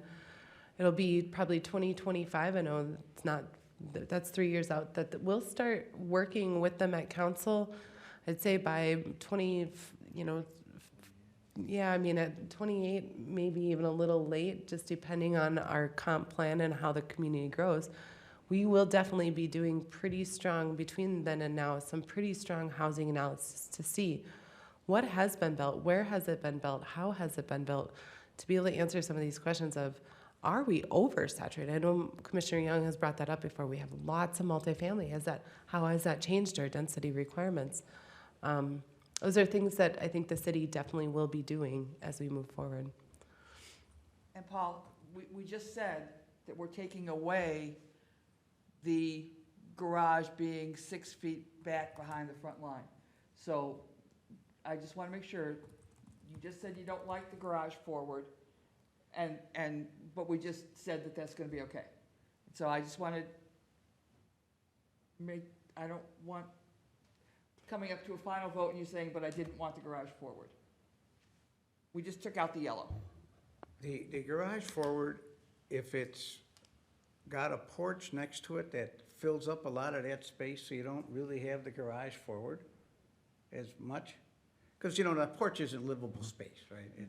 You sit out there and you have iced tea on Saturday afternoons or something. So it doesn't really look garage forward as such. But some of them, you have the front door and it's virtually 2/3 the length of a garage, sidewalk going up to it.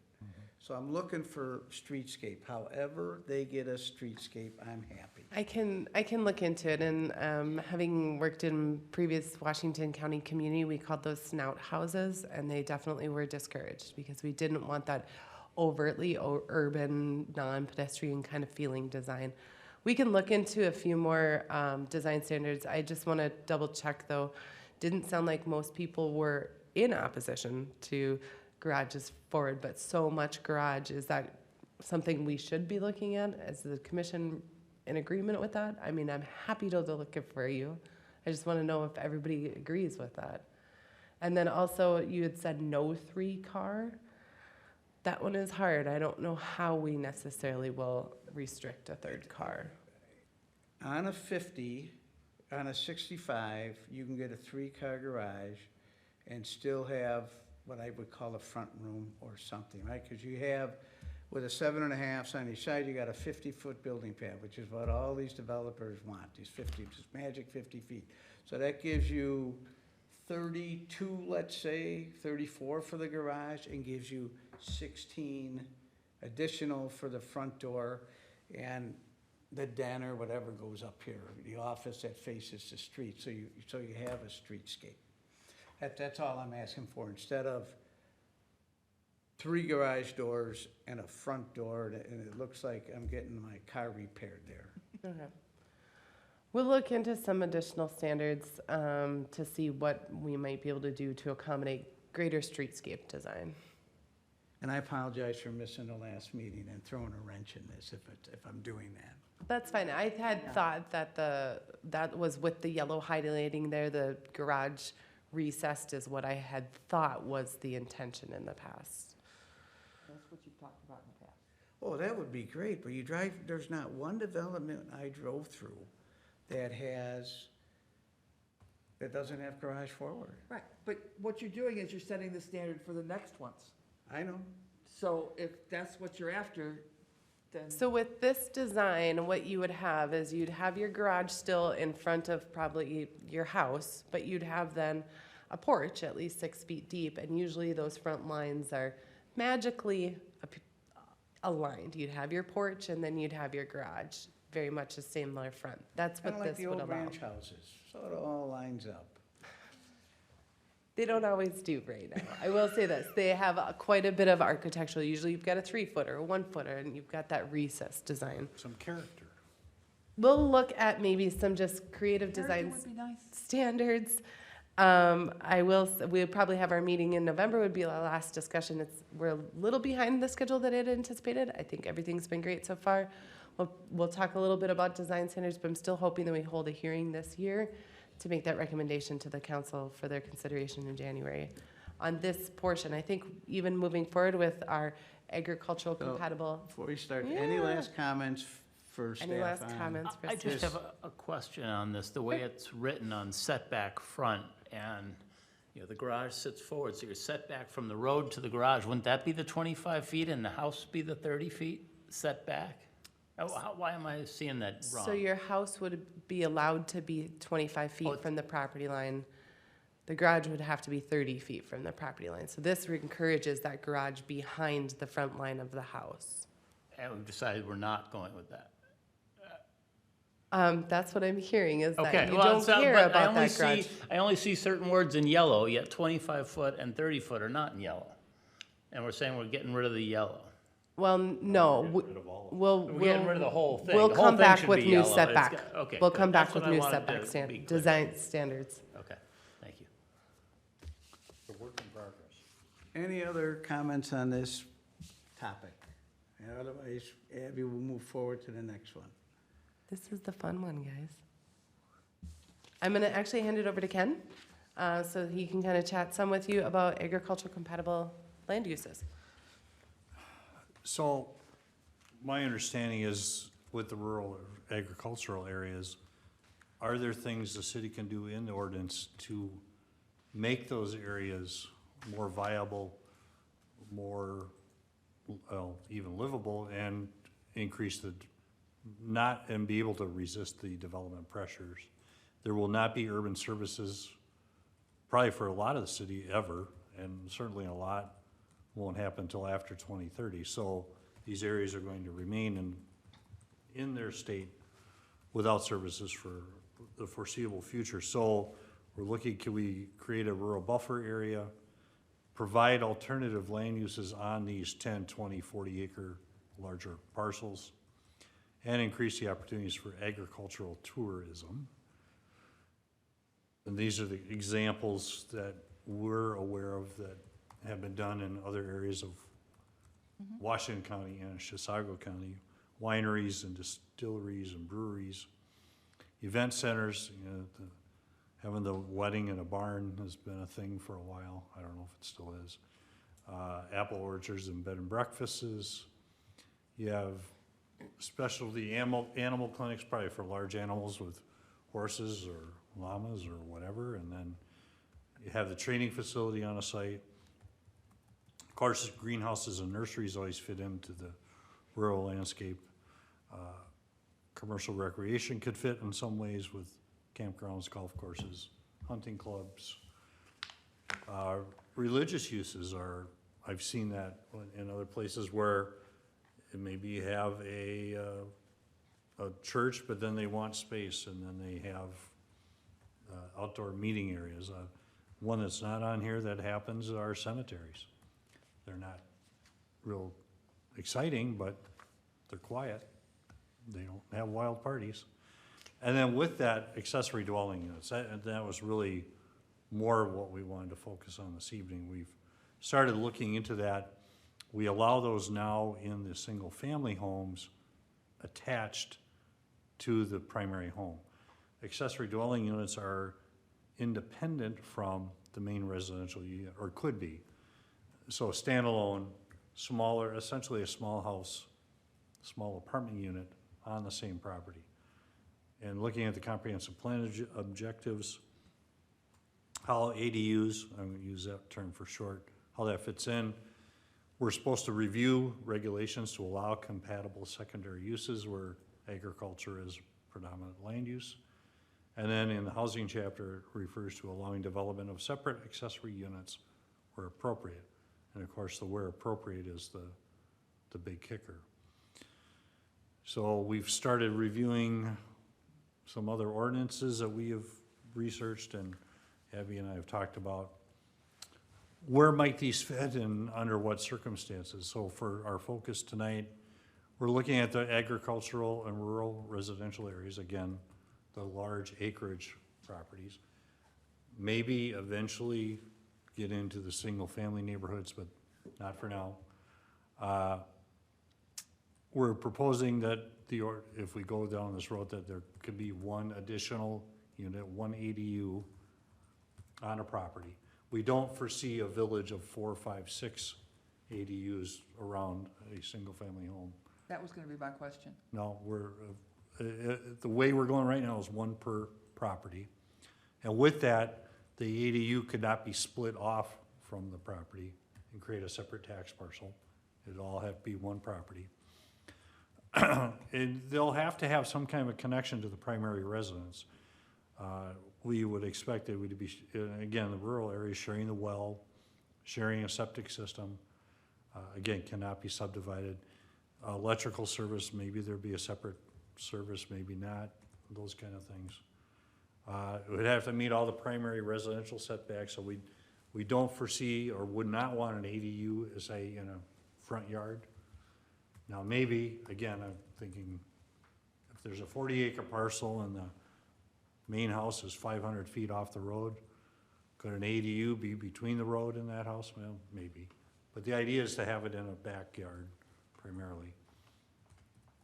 We would look at maximum square footage, either by the size, a comparison to the size of the primary house. So if the house is, say, 1,500 square feet, maybe the ADU can't be more than 1,000, as an example. We look at a maximum number of bedrooms, maybe, again, to help limit the size, maybe a maximum of 2 bedrooms. And I talked about the percentage. We would really encourage that the materials and the finish be similar to, or certainly complement, if you will, the primary residence, and that it be owner occupied and not for, well, our intention is not for commercial, not primarily for commercial or rental use. Now, could someone have an ADU and then rent it out? We don't have rental housing licensing in Forest Lake. I don't think we're gonna go there anytime soon. So that's something to think about. And of course, it would have to meet all building code standards. It'd have to be on a foundation. We might limit the number of occupants, but that gets into square footage, although we talk about that, well, okay, if we say you can only have 4 people in there and somebody has 6, we don't have the occupancy police to go out and knock on doors and check bedrooms. So that's a nice standard to talk about, but enforcement is impossible. Again, it can't be subdivided to share utilities. The goal is to have the property, in my mind, to have the property owner live either in the primary house or in the ADU, not have both rented at the same time. And so that's kind of the overall theme of ADUs, and I guess what we're looking for tonight is some direction. Do you like the concept? Should we keep developing an ordinance further based on some of these things? Are there things you don't like? And we're looking for direction. Commissioners? Geneva? Okay, so just because I'm kind of new and this might be a silly question, but under the current code for agricultural uses, none of this plan is something that somebody could do on their agricultural property right now, correct? Correct. Okay. Then the additional units, let's just say I have enough acres and I want to have some horses and I board horses and I want to have people come in and ride horses.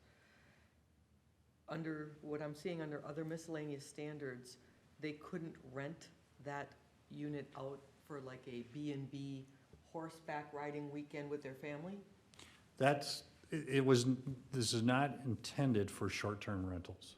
Okay, and. Now, if we want to go down that route, and then that's a whole different thing. It's our vision, at least as myself, is for long-term. The grandkids want to come live with grandma and grandpa. Or it's the other way around. The family's there and they want to bring grandma and grandpa to the property, have them close, but not too close. So they stay in the ADU. Or maybe it's a college kid that wants to come live with you for a year. Not so on long term, more than a month at a time, maybe 6 months or a year. But could somebody have one and do it on a weekly basis? Again, we're not in the rental housing licensing and limiting. And if we said that's not allowed and then try to enforce it, again, we don't have the staff or the resources to monitor every one that would be happening. That's not our primary goal here. The primary goal is to provide other alternative long-term housing options. Susan? I think as they pointed out tonight, that there's already a very significant amount of rented single-family homes in the city and rented townhomes in the city. So we are in the rental housing business. I mean, Oh, yeah. we just are. I'm wondering about if one of your early slides was ag tourism. And so we do have some really great opportunities with Big Marine Lake and with the state park. And Big Marine is gonna be much larger. I think that the opportunity to have some ag or recreational tourism is a good thing, and maybe having an ADU that could be rented as a Airbnb or that sort of thing. I can see that being available on these properties. I like the idea of it being small. I like the idea of these being, percentage, all those things. But I think that I would rather not preclude the opportunity to have Airbnb or a regular B&B or that sort of thing on these properties. So that's, I need to think about how we would handle it, but I think that with people wanting to make better recreational use of the lake or to work with the Harbor Creek Trail, being able to do day trips to Taylor's Falls and Chisago and things like that. There are some opportunities there for that kind of short-term rental. One of the things that is becoming more and more important is being able to access a community garden or a rental ag land. And State Department of Ag is working really hard to get some of those opportunities. Forest Lake is in a good location for that. Is this something that we are wanting to either encourage or discourage? I can think of 3 or 4 properties that are being used that way, where it's a piece of ground and somebody from St. Paul is coming up 2 or 3 evenings and weekends and Work in the land. yeah, well, And then- I call it truck farming. All Yep. right, that's what we did. And then they're going to and selling at the farmer's markets. Yeah. Is that something that, I would hope we wouldn't be prohibiting that, but I think that what that has happened in some places is that because there weren't any sort of rules around it requiring porta potty, requiring whatever screen, that there were some conflicts that happened. Whereas if this was something that we said, yes, as we value our ag land and this is a possibility, we want to make provisions so that this can happen and minimize the conflicts. Well, as I understand the zoning code right now, there's nothing prohibiting someone from leasing out 1-acre plots or 2-acre plots to other farmers. You're right, though, then the question becomes, where do they store their tools? Do they need a porta potty? Where do they park when they come to work? What hours are they working the land? Those kind of things. Do we want to try to regulate that? If we're not getting any complaints, I don't see the need. If it suddenly becomes a big issue, yeah, then maybe we need to start policing it. But there's nothing right now saying farmer A can't rent to farmer B, C, and D in smaller sections of their property. And I'd like to just point out that the start of this conversation really is about accessory dwellings, and Okay, I'm sorry. that's okay. We had previously gone through just this kind of list that we talked about, complementary land uses. And at the time when we talked about it, it's been a couple months now, these were the ones that I think the commissions, because I said, we really can't focus on all of these at once, right? Standards for them all. And so the commission had said, well, wineries, distilleries, breweries, wedding venues, those are kind of big ones that are happening in rural areas, and accessory dwellings units were brought up. So that's why we kind of started on the accessory dwelling unit, and then kind of working into that winery, brewery, event center. I have a note here about truck farming. I wasn't familiar. I mean, I understand it now. I know what you're referring to. It's certainly something that we'll put on this list as how that integrates in some of these future conversations about land use changes in the agricultural district. I think that one of our opportunities as we're looking at the ways that we're using ag districts is the wedding venues have been, I'm thinking Grant Township, where because there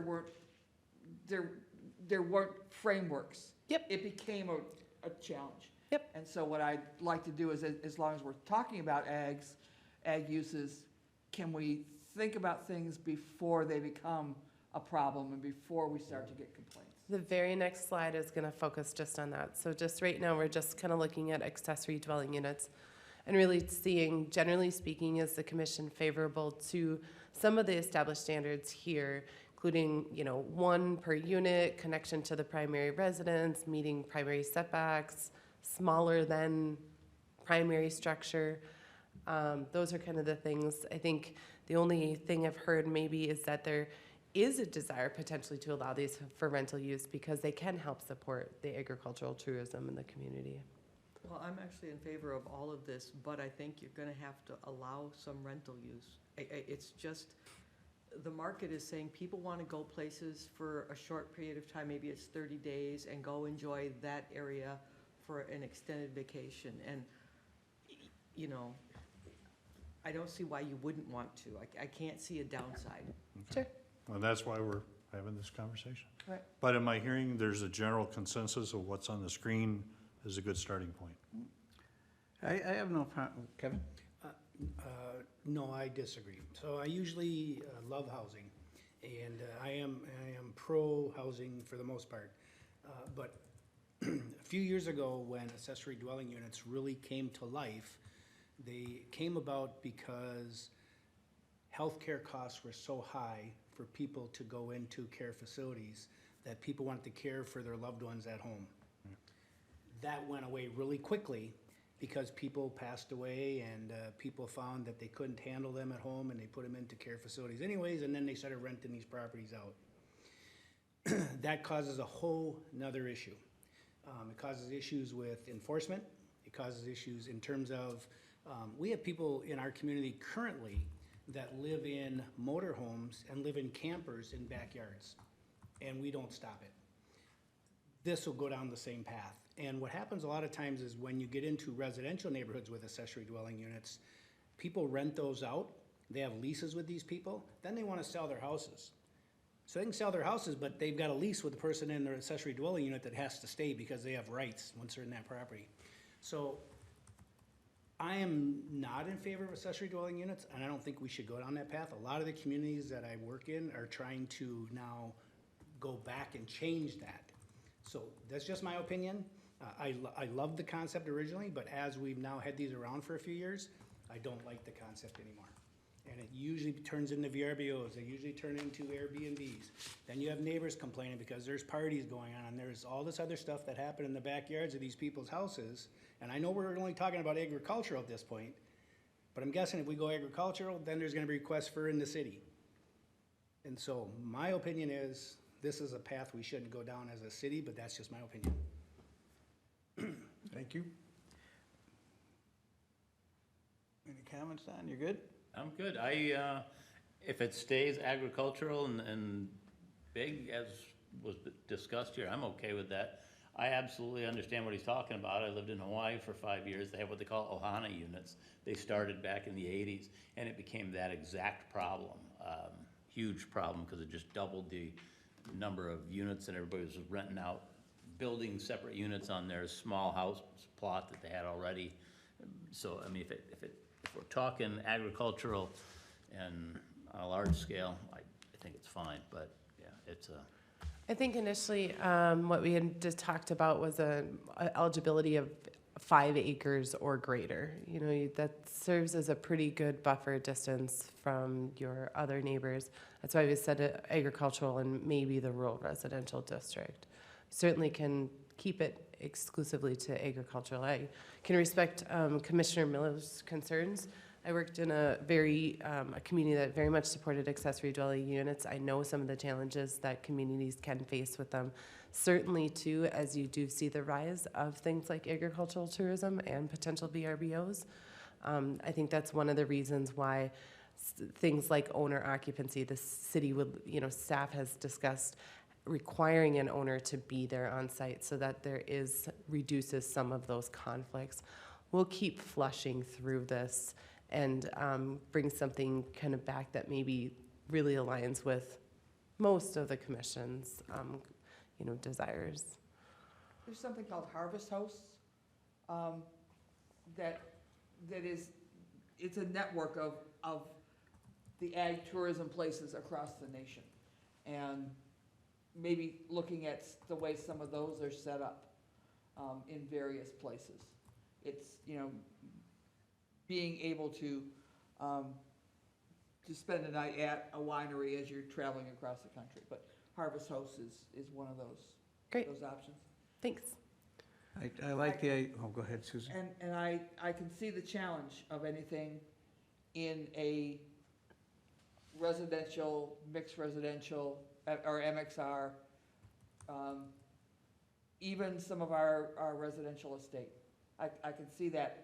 I can see where that could be a real problem. Yeah, when we first started kind of just throwing out some ideas in terms of standards, it was brought up, why not, maybe the older part of town? Those are areas that are typically dense. Why wouldn't we maybe allow that? And that's really common, especially in older communities, another way to try to achieve density.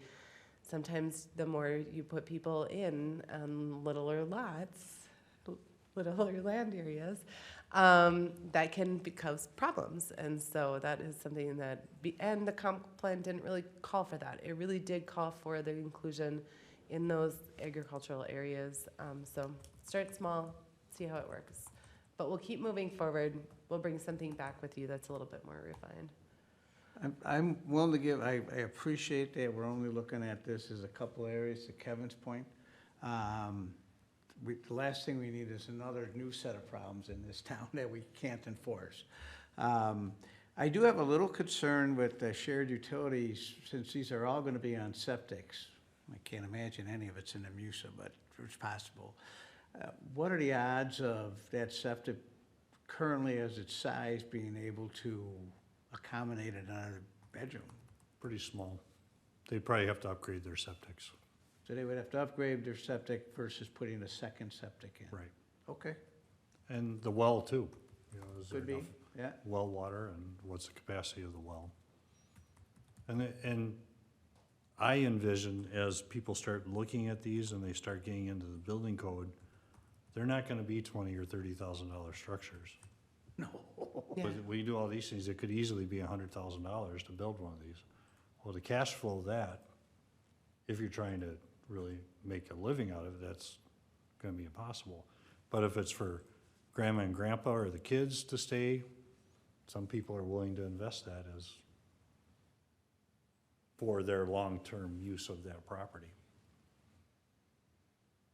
Any final comments on the ADU part of the discussion this evening?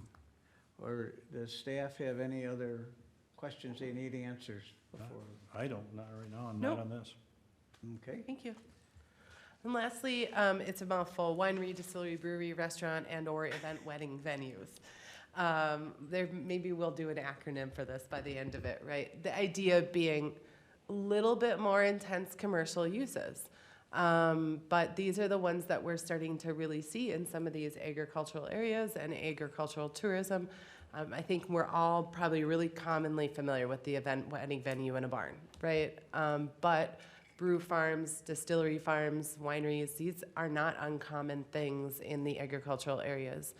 So just a high level, there's different types of review and permitting. Some uses in our code are outright permitted. We might have standards associated with them, but if they wanted to just go start planting a bunch of vines for a winery, they wouldn't necessarily need our review. Some need site plan review. Site plan review, you should be familiar with. Most commonly, it's McDonald's is changing their drive-through or their building or whatnot. But we can require a site plan review for those uses that are outright permitted so that we have some sort of review and more discretion on how things are laid out. And then we also do things by conditional use permit. So conditional use permit is a review process in which the city holds a public hearing. We issue a permit, conditions may be attached. The code is already really specific that when we're looking at conditional use permits, we'd look at the impact on the health, safety, welfare of the general community, traffic conditions, parking facilities, use on public facilities or utilities, property values, scenic views, comprehensive plan consistency, zoning code consistency, whether or not market feasibility, and the effects on any sort of natural resources. So the first thing that staff would like to at least just note is that we would probably require or recommend that a conditional use permit be required for these. Now that being said, you can achieve some of the exact same things you'd look at by conditional use permit through the site plan review process. It's just if these types of uses did become unruly, there was a noise issue, it was greatly impacting the neighborhood.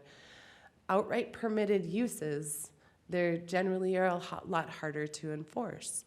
Whereas a conditional use permit, you kind of have that permit as the offering to the property owner, business owner.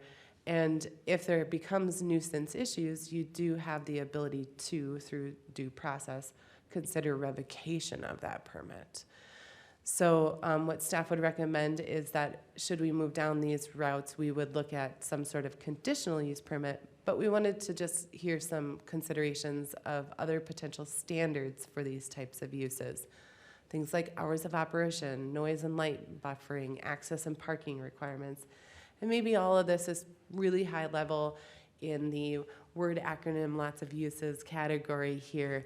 But off the cuff, wanted to just kind of gauge some initial, throw some things out there for us to start kind of looking into a little bit more.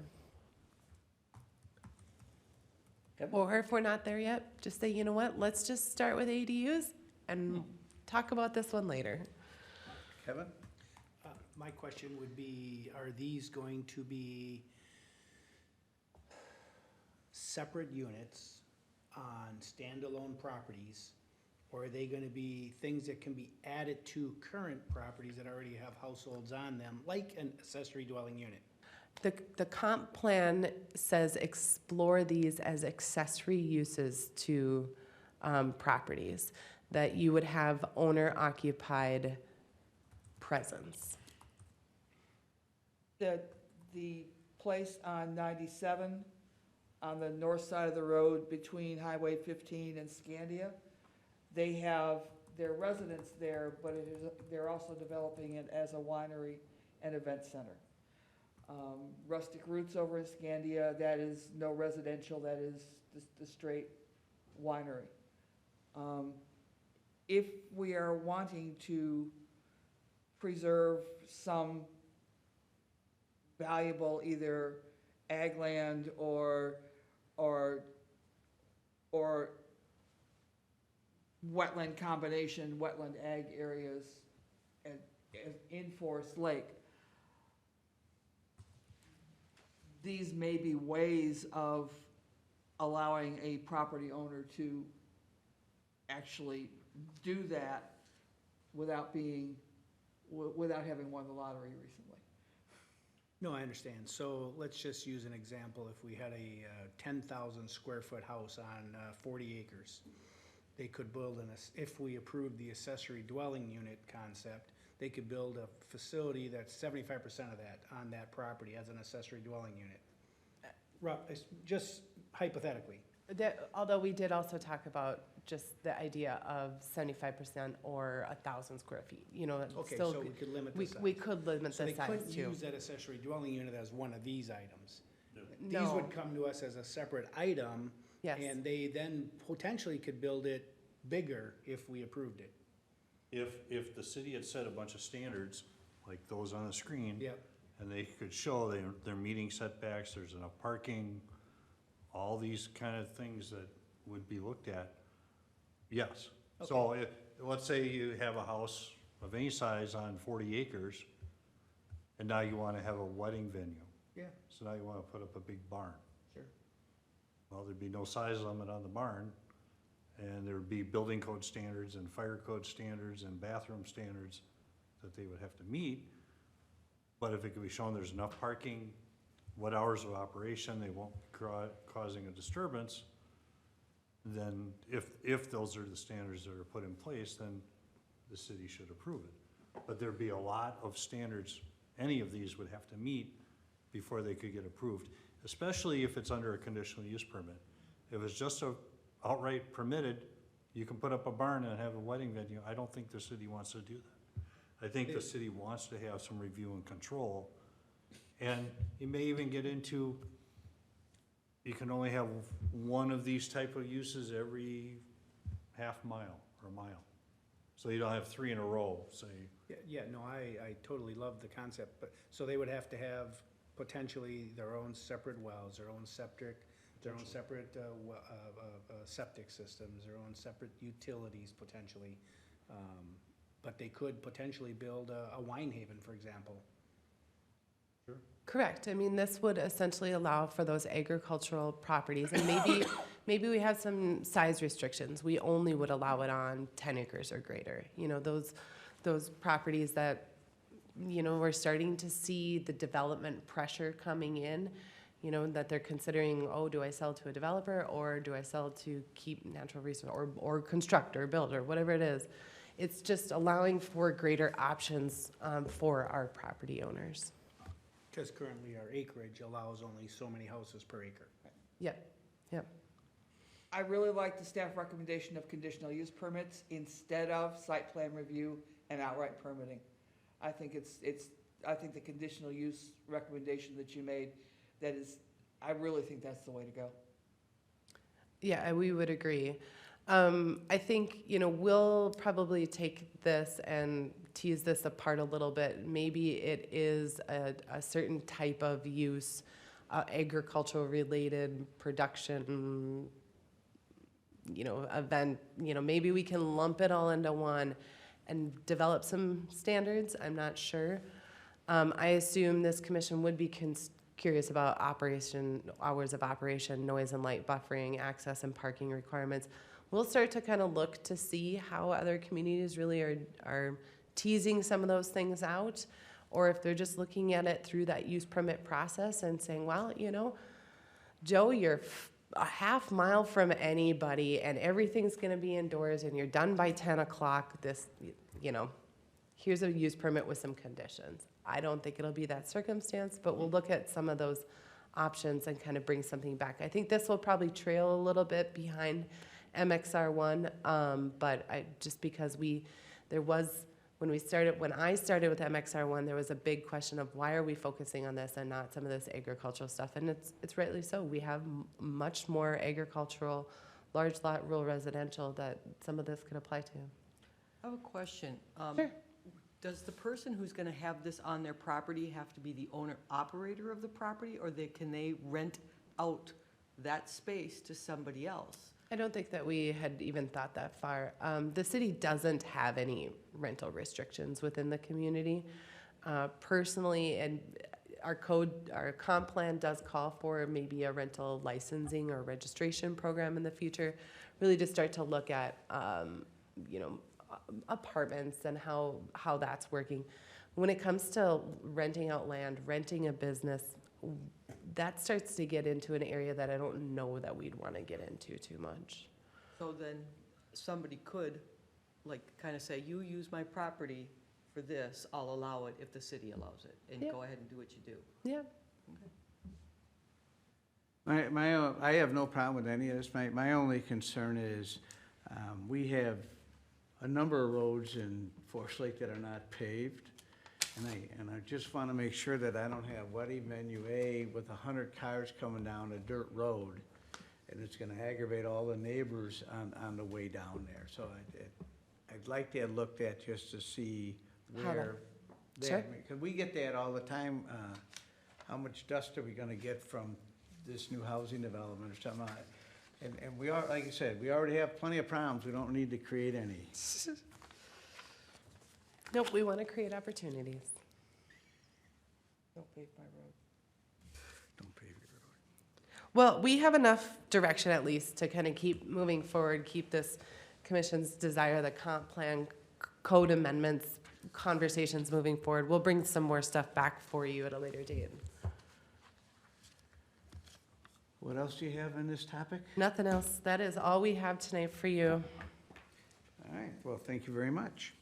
We'll move to the other section of our agenda. Do we have Councilperson Munson on tonight?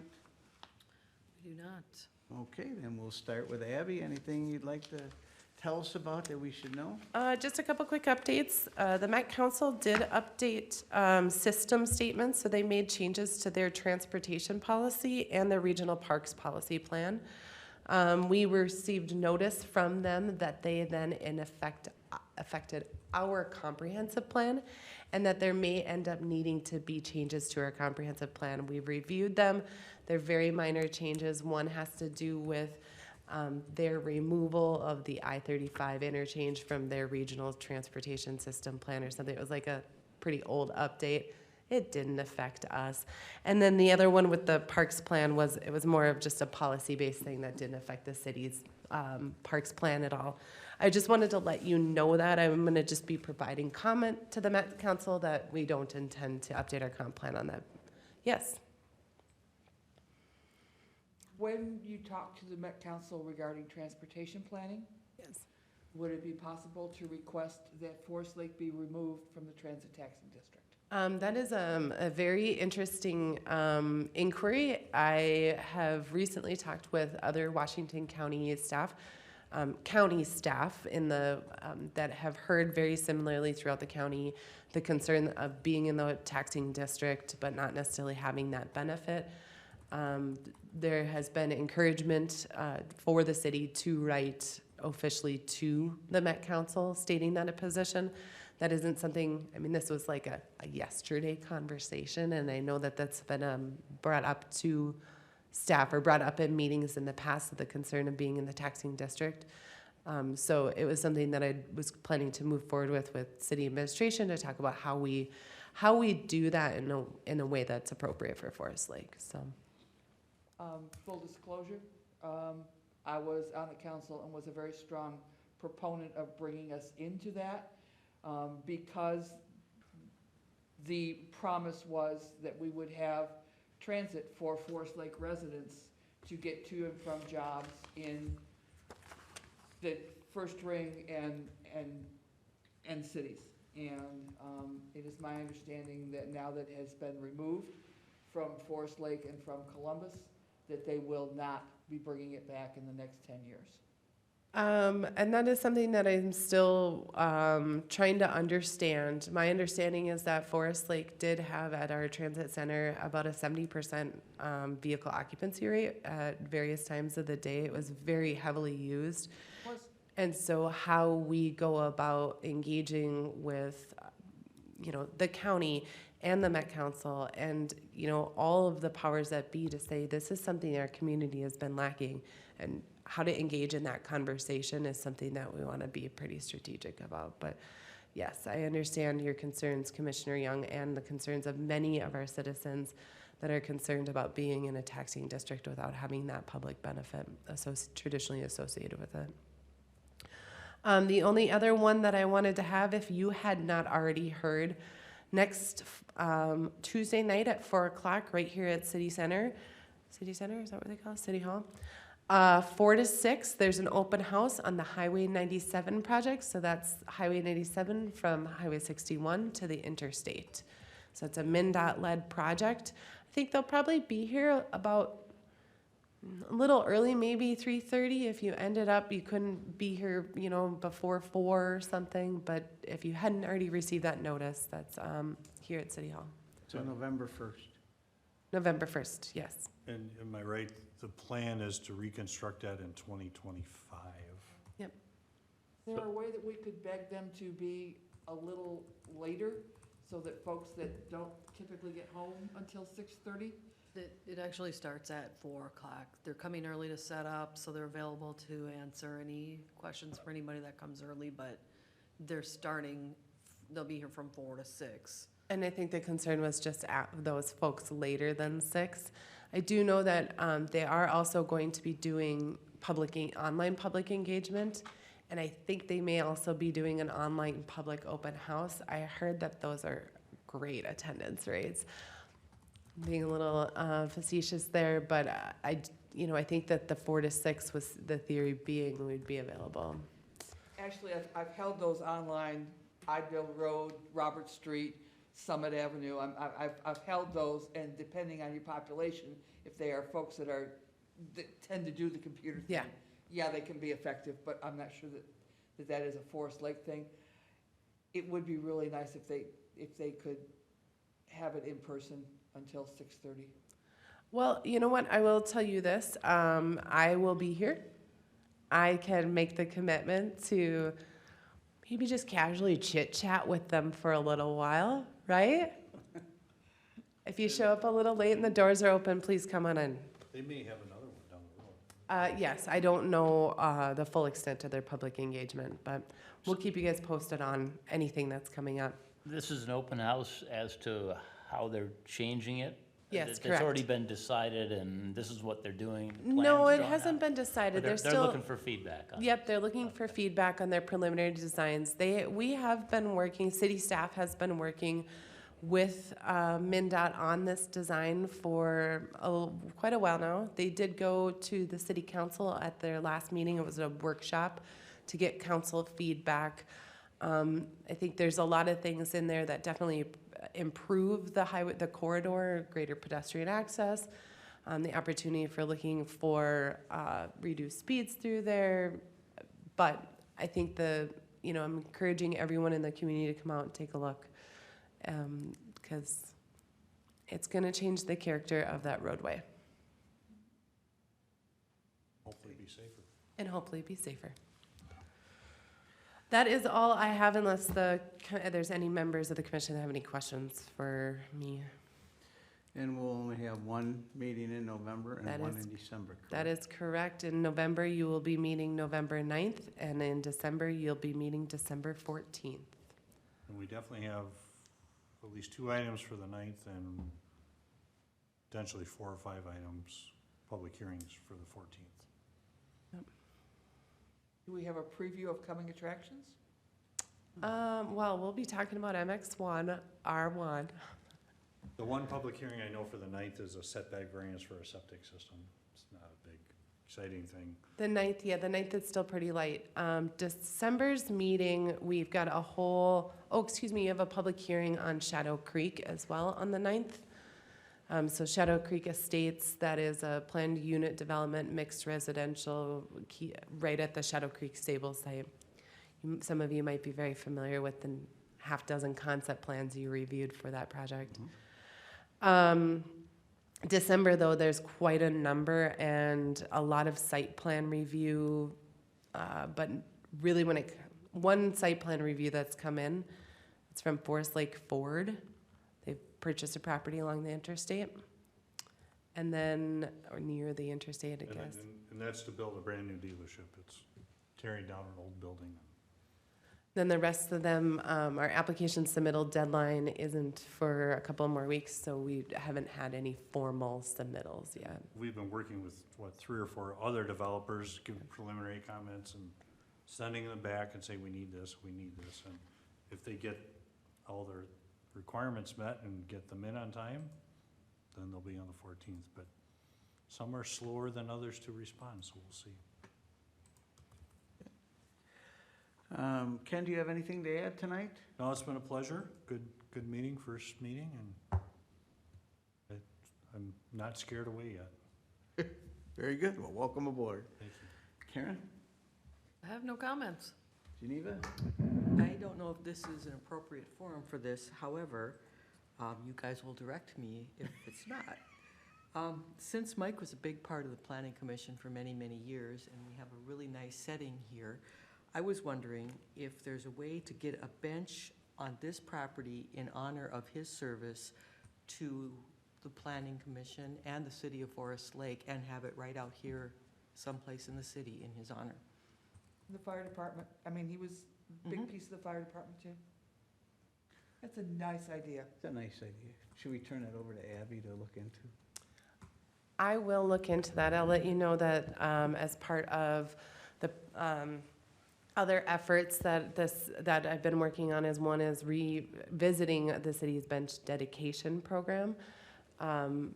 Currently, right now, the past practice kind of has been anybody who would like to buy a plaque can give it to the city and they would install it on a taxpayer purchased bench. Now a lot of those benches are in need of replacement and we don't have replacement costs, so we're looking at a sustainable program where folks purchase a bench. Now that being said, knowing Mike's contributions not just to the commission but to the fire department, I'll talk with Chief Newman to see if there is something that maybe the Fire Relief Association and the city might be able to do, but I'll look into that and I'll get back to you. Maybe they're already working on something. And Abby, the Legion might want to go in on that too, because he was a post commander. Oh, excellent. Thank you for letting me know that. Evan? Nothing. Don? Susan? I have one for Karen. Oh, Okay. I got an email yesterday, I think it was yesterday, from, I got it here, BSNA, looking for me to sign up for my email for the city of Forest Lake. I haven't clicked on this email because I already got an email address. It said, well, when you do set this up, then we'll delete blah, blah, blah. Okay. I got the same email, but I deleted it. From BSNA. Yeah, Interesting. Yeah, I can take a screenshot of it. yeah, I would say just probably We're all good. If we've signed up, that. I'm not sure Yeah. why If you're getting BSA email, is sending that then- to you. Yeah, that doesn't make sense. I'd be more worried about it being compromised, something. So BSNA is an actual platform that we use here. So we use it for building permitting, accounts payable, general ledger. We do also use it for timesheets, and so if in some way your emails may have gotten associated with that, you can, for payment? You get paid. No. You get paid, so they may be wanting to Let me payroll talk system. with HR. Well, we Yeah, can but talk with HR, but I Seems would, odd, but yeah, it does seem odd to, Yeah, I thought it was odd when I got it, but I figured. we'll look into it and get back in touch with you. I'm looking for it here, and of course I can't find it. That's all right. You can forward it to me if when you find it later tonight. Perfect. Thank you very much. I have nothing else, and since no one else has anything else, the chair is looking for a motion to adjourn. So moved. I have a motion, do I have a second? Second. I have a motion and a second, it's a non-debatable motion. All those in favor signify by saying aye. Aye. Opposed? Abstentions? Motion carries unanimously. Thank you all for your service this evening. Have a pleasant week.